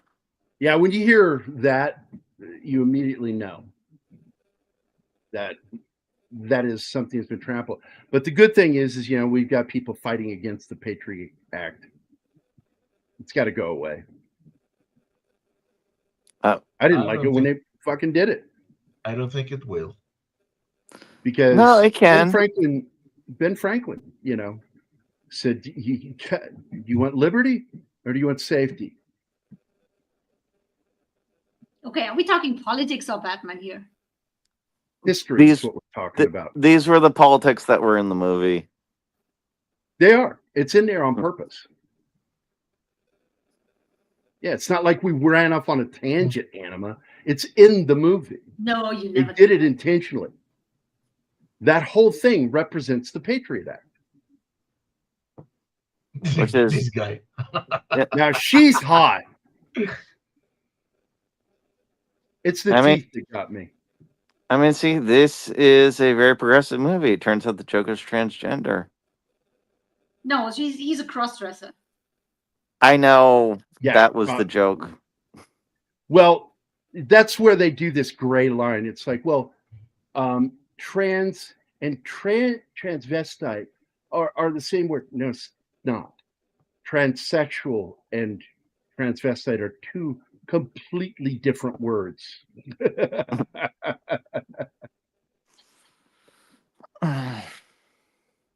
Even though it is in a song. Yeah, I guess if the Joker really wanted to divide people, he just needed to start declaring war on J.K. Rowling. Yeah, but it is in a song. What song? Anybody? No. Sweet Transvestite. Thank you very much, Shinatsky. You win the fucked up silver dollar. I've never even heard about them, so back off. It's in the movie and play musical Rocky Horror Picture Show. I'm just a sweet transvestite, transsexual from Transylvania. Been way too long since I've watched this. Joker has there you go. Yeah. Good one, I remember so many people thinking about when he mentions about the convoy of soldiers getting blown up that was actually his backstory. I'm just going, no, he doesn't have one. At least that's the point in this movie. In reality, his backstory is probably so mundane, and he's able to just put whatever he wants over it.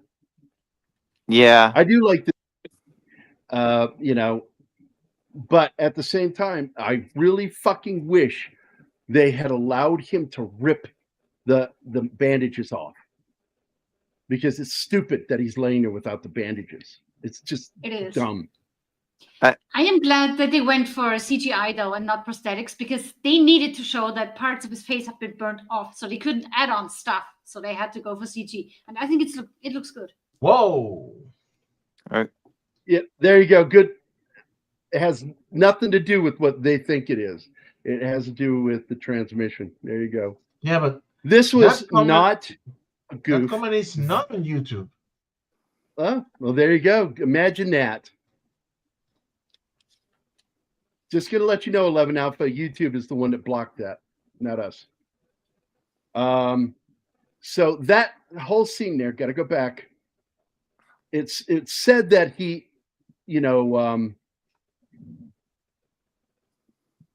was unaware that the bomb didn't go off correctly. No. He could hear the timer. That's taken out later. The sound department does that. He was aware of when it was going to go off. He improvised this little skit of him like wondering like, what's wrong with this thing? That's all fucking him. Playing the character, nailing it. Yep. And you get a fucking laugh out of it. It's a great laugh. And he jumps into that fucking bus, and pretty much everybody on that bus is going to get killed. Of course, There's a good chance of being killed. it's the movie is implied they are violence. The these movie. hostages in the end of the movie. He keeps them alive. Well, I don't know what happens to the reporter, the journalist guy. Oh, you don't see him anymore after he delivers the. I suspect he manifesto. killed him. I guess we don't know. No, because in the DVD of the third one, there are shorts in which the reporter is alive and he's reporting about the candidacy of the mayor again. Because he's not in the third movie. But the character is alive. Believe me. Yeah, trust me, I'm bro. just telling you, it's just odd. Yeah, it's sort of like the other character. He's dead too, even though he wasn't originally. Alfred, This we is- really need. This is The black very gangster. possible. What Reed says here. Played by Michael Jai White. Yeah, I like this scene. Supposedly, in the Japanese version of the movie, you can see the full scene of Michael J. White's character's death. Huh? Yeah, supposedly. Where can we Really? get that? Because Michael J. White, there was an interview with him, like, voice and all, where he was talking about that he doesn't know how he died because all that you see in the movie is All he just did him is he go, sliced one side of his mouth. That's it. yeah. That's Glasgow Smile. People survive that. You can die if they slice. You have an artery right here in the jaw, but if you slice above that right in the cheek, you won't hit it. You Yeah, bleed a lot, though. and he was saying with it was basically they were trying to preserve as much of Heath's performance as possible. So certain scenes got changed around as a result in the edit to be more Ledger focused because, well, it's his last movie now, or sold as his last movie because Dr. Parnassus is his last movie, but they managed to sell people as this being his final performance. Yeah. Well, this whole device here, I forget the name of it, is something that I think came from the comics. I think Keith and I talked about this before. I don't remember it, but it seems like Keith was the one that told me about that. But the whole idea of this thing is that, and Fox is like, I don't want any part of this. I want no part of this. I'm quitting. I'll resign. And he says, when you're done, put your name on the keyboard, type your name in and hit enter. And that means it's going to be destroyed. It's like kind of like foreshadowing, clearly foreshadowing that. It's not like I wonder what that'll do. It'll fucking destroy it. It's obvious. But Lucius Fox is in so many ways one of my favorite characters in the movie series because he is meant to be Bruce Wayne's Q from James Bond, which is that little connective tissue between Bruce Wayne, Batman, James Bond, Q / Lucius Fox. I thought that was a great idea. But yeah. What I believed is that everything he worked on should have been off the books. No paper trail. That's the street right there. That one bridge is from the movie that was featured in the movie The Fugitive. You know what? During the parade, we need to insert Richard Kimball.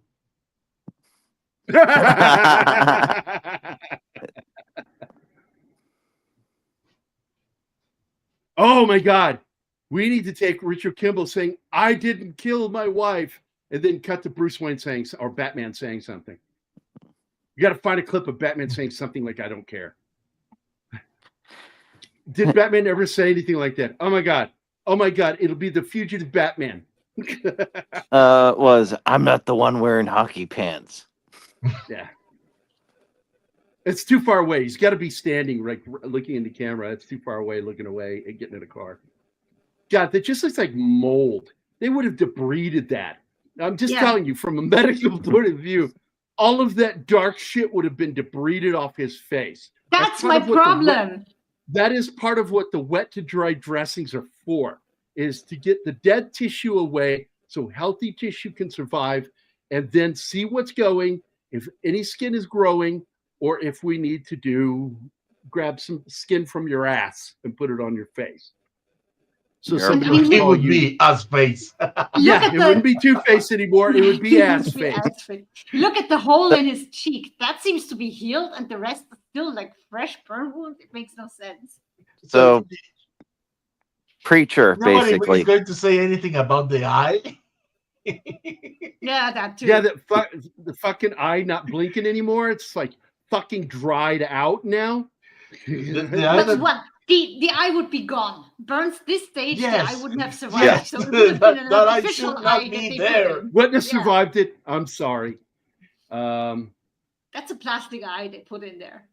That's why And a the bad original one. idea was to have the Joker throw acid in his face.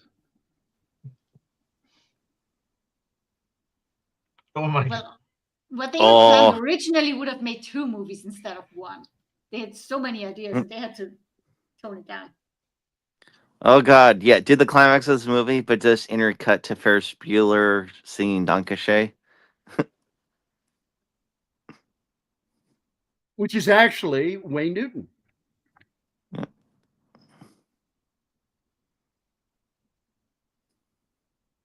Hello?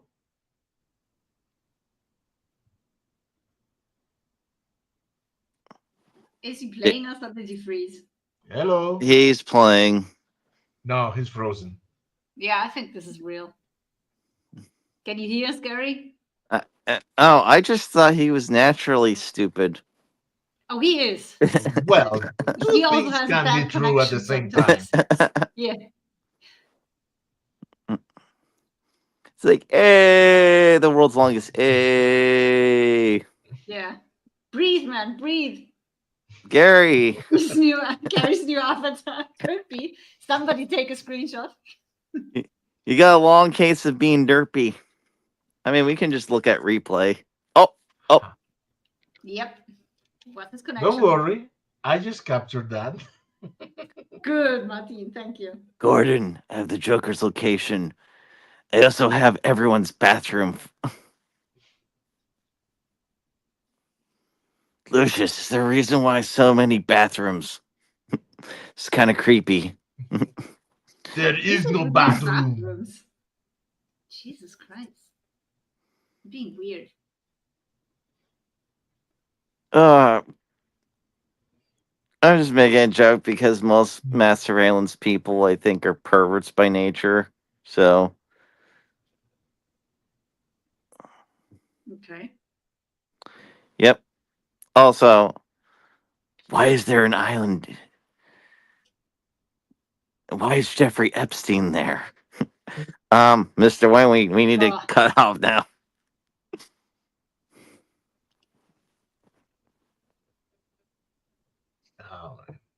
I mean, if anything, he made the world a better place because he just killed a bunch of high-level mobsters. So, I still he think loves it's internet. I still think it's ridiculous in the next movie how the thing that is used is literally Bane pulls out a speech, says it was written by Gordon, makes a claim, and everyone believes it because it's not like a villain would lie about someone writing something.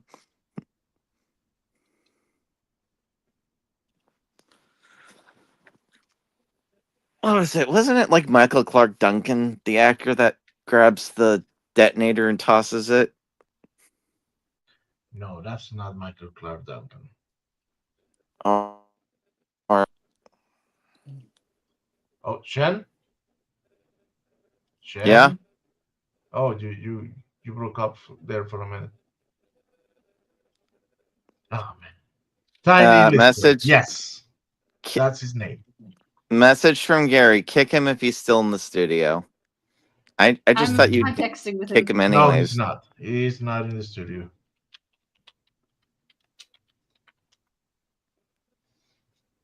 Now, I know we all like the character and everything, but Gordon has to be one of the worst cops ever.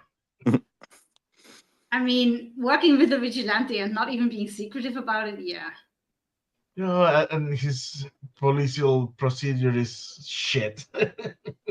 And then the Batman decide to outdo him, where everyone knows openly that he works with Batman, and are talking about in front of him to everyone. And he talks to everyone about how he works with Batman. That's what I mean, yeah. He's not even doing it like just him and Batman and nobody knows. This is so problematic. No, like, well, in real life, IA would have basically taken over Gotham PD by that point. Where, like, wait, you're working with this weird ass vigilante who may have killed people. Yeah, everyone's getting fired.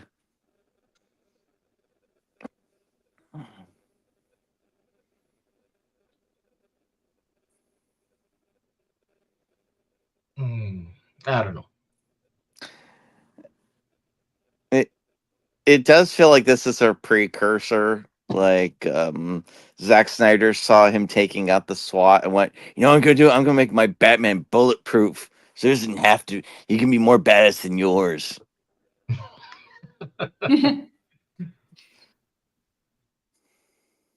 Oh, we're having something trying to push through the fabric of reality.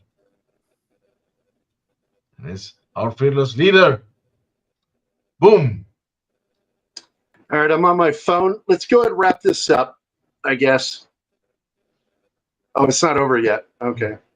Yeah. No, That's- I told you we have about 10 minutes left. It's like 8 now. To quote another movie, you never know when a madman will come down with a sadistic choice. Oh yeah, There that's he not is. Michael Clark. Tiny Lister. Tiny Lister. I will do. You give me that phone or give me that device, and I will do what you should have done a long time ago. Then throws it out the fucking window. I love that. Oh, that whole thing is so sick with the two boats, one full of tourists and one full of convicts. It's the prisoner's One of them has dilemma. to pull the trigger. Yeah.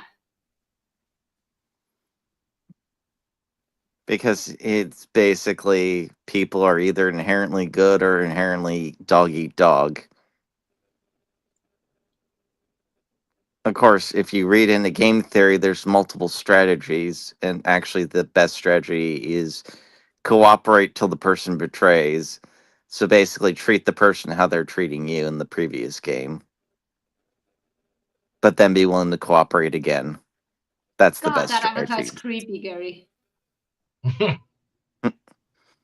Yeah, the lights blocking your soul, what little is left of it. And it just It looks looks like you're he's trying to eat stuck in a someone. back door or something. It's Gary the Owl. Gary, do you eat mice by chance? Because it looks like you're really hungry for them with that picture. Yeah. I'm like Beast Robin. I have one in a salt shaker that has squish. Oh God.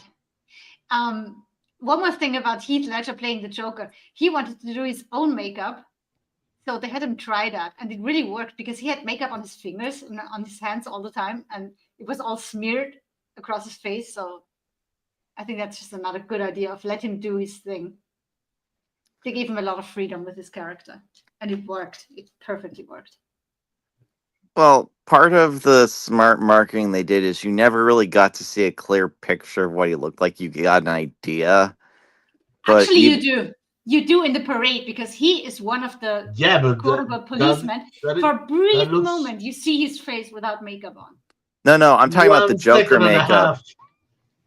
they really didn't show what he looked like. So literally, his face reveal in the movie was the face reveal when you were seeing this in the theater the first time. I don't know what you mean. In the promo? You do see him without the makeup in the when he's dressed like a cop. That's what I just said. Yeah. No, Yeah, no, for 1 I- second. no. I'm But saying the perhaps he means Joker. something else, and I don't understand that. No, I'm saying you never even saw the Joker's face in a lot of the original promotional material for this movie. Oh, they Oh, hid it. Yeah, behind glass and stuff. Yeah, they smoky hid it. glass and shit. They did not want to reveal it. You didn't get to see it. I get what you're saying. You didn't get to see it until you saw the movie. Yeah. I get that now. Yeah. Oh my God, Reed. I just said something like that. I feel like Okay, most of the time nobody even hears me. And Gary's Let peeking me- through the black door. Okay, Reed, for you. Open your back door, baby. Loosen your hinges, I'll show you my key. Oh, we haven't played that in so long. See, that's what this entire show and this movie is all about. The Ass. back door. Ass, yeah.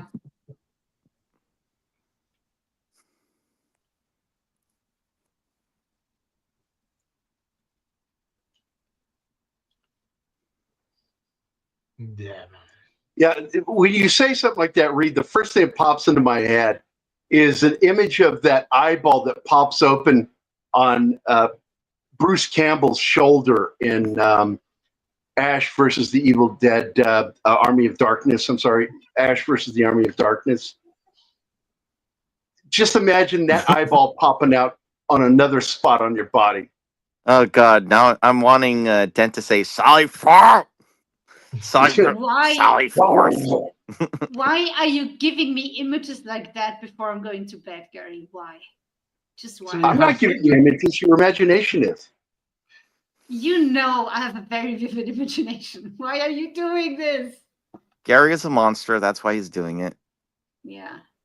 It's not unusual to be loved by anyone. God, now I have that in my head too. Yeah, I know what I'm doing. It's Oh, like I remember. I know you know. I guess the point with this ending thing is that Yeah. he's going. There's no choice of things, and then Batman makes a choice to break his Wait. rule, which ends up killing him. If we're giving bad imagery to Anima before she goes to sleep, so I have to one up all of you and give her this. I'm so lonely. Oh, fuck off, Martin. Even the cats protest. Could you hear that? Even Amelia protested. Even the pussy hates it, Martin. Yeah.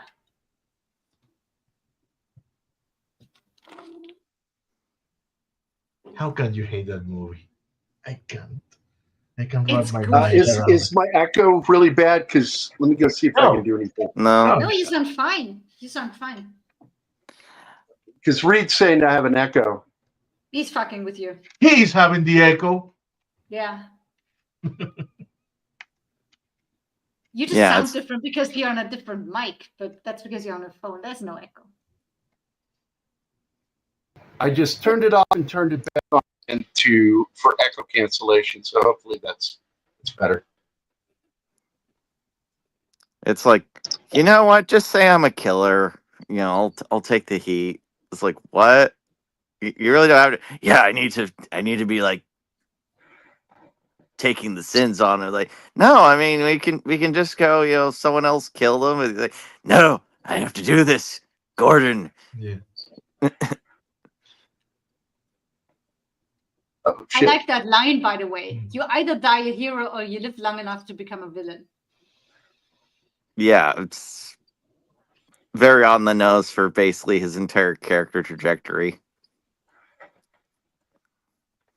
Though I don't entirely like that philosophical statement because it just means that nothing good can last.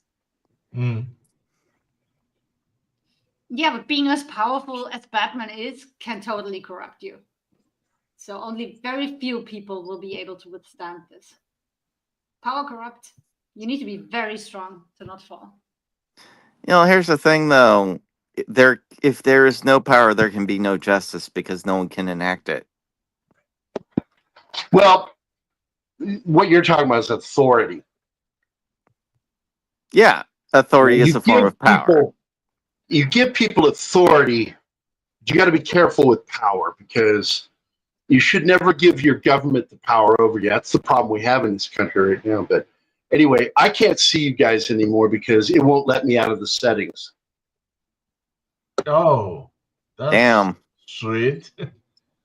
There's It's no like- arrow to go back. And if I hit the back arrow, it's going to send me out of the studio. Oh crap! Sorry, Shen. Okay, I see how it's going. I was going to remove the slideshow, but apparently Anima did it first, and your tile came just right. No, you Under know I my- do my that, mouse. Martin.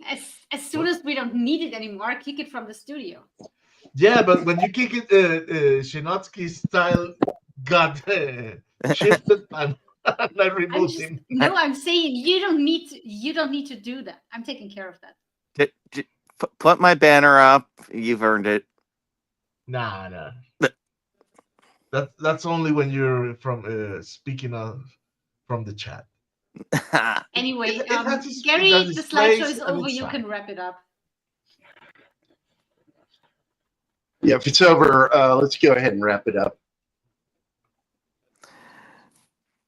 So it was fun talking today. I really thought the chat was engaging. I enjoyed Sanders fucking around and laying out some of his complaints about the film. I'm fine with them. I'm quite comfortable with people not liking something we're talking about or something that I like. I have my particular reasons why I like the film, but I actually understand some of the arguments that he made because there is a lot of problems with the logic within this film that annoy me. And I think that when it comes down to the logic in the writing, the logic of the first film is so much better than this one. Yeah, this one has things where, we got to have a scene that takes place in China because we got to appeal to China. So the banker's Chinese and he's gone to Beijing. Now here's a sequence that has nothing to do with the rest of the movie. What is this, Anima? That's a Falco song. It's just really brutally misspelled. It's alles klar, Herr Kommissar. It's yeah. Like I said. Es ka Herr Kommissar. Da-da-da-da-da-da. All right, so just so you know, I can't end the show. I've not signed in. Oh, so you are all in my hands. Nice. Yes, enjoy, Martin. I have the power now. Yeah, you guys had to add me. I couldn't add myself. Martin, type your name into the system. No, it because doesn't I do lose anything. My It'll bring the whole thing down. Let's get out of here, guys. I'm tired. Wait, I'm looking for the video. Get on with it. Come on, man. I do like that at the end, though, that they show that he's much nicer than the Keaton Batman because they literally do the Joker shot from '89, but he saves him. Yes. Well, since Gary don't have access to the list, I will say thank you to all the people that were engaged in the chat. Let's start with Gambit, Slasher Fred, Emmanuel, Das Wolfen, 11 Alpha, Read by Nature, Christian Delorme, Soul Assassin, East Limburg Holder, Hallowfield, Regis, E1's Glow is Dead, Victor Fontaine, and Sander Hammerschlag. I think, and Jamie G. Sorry. And with that, I say my byes to you. Anybody wants to say goodbye to the chat? I'm going to miss you guys. You guys are so wonderful. And thank you for sending me all the get well wishes.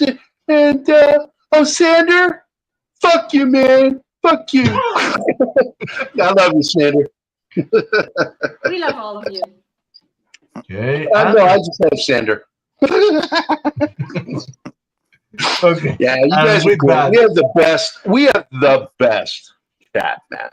I'm We do. serious. Been doing this for years. I've hung out with all the guys, and some of the guys are on other chats too with the other shows. But when you guys are on this show in the chat, it's the single best chat I ever have seen on all of the shows I've been on. I'm telling you, this is the best chat. And remember, folks, Lucius Fox didn't kill You himself. think they bought me Oh my sucking God, up to him? Notsky. Okay, and with that, we're out of here. Is the show over?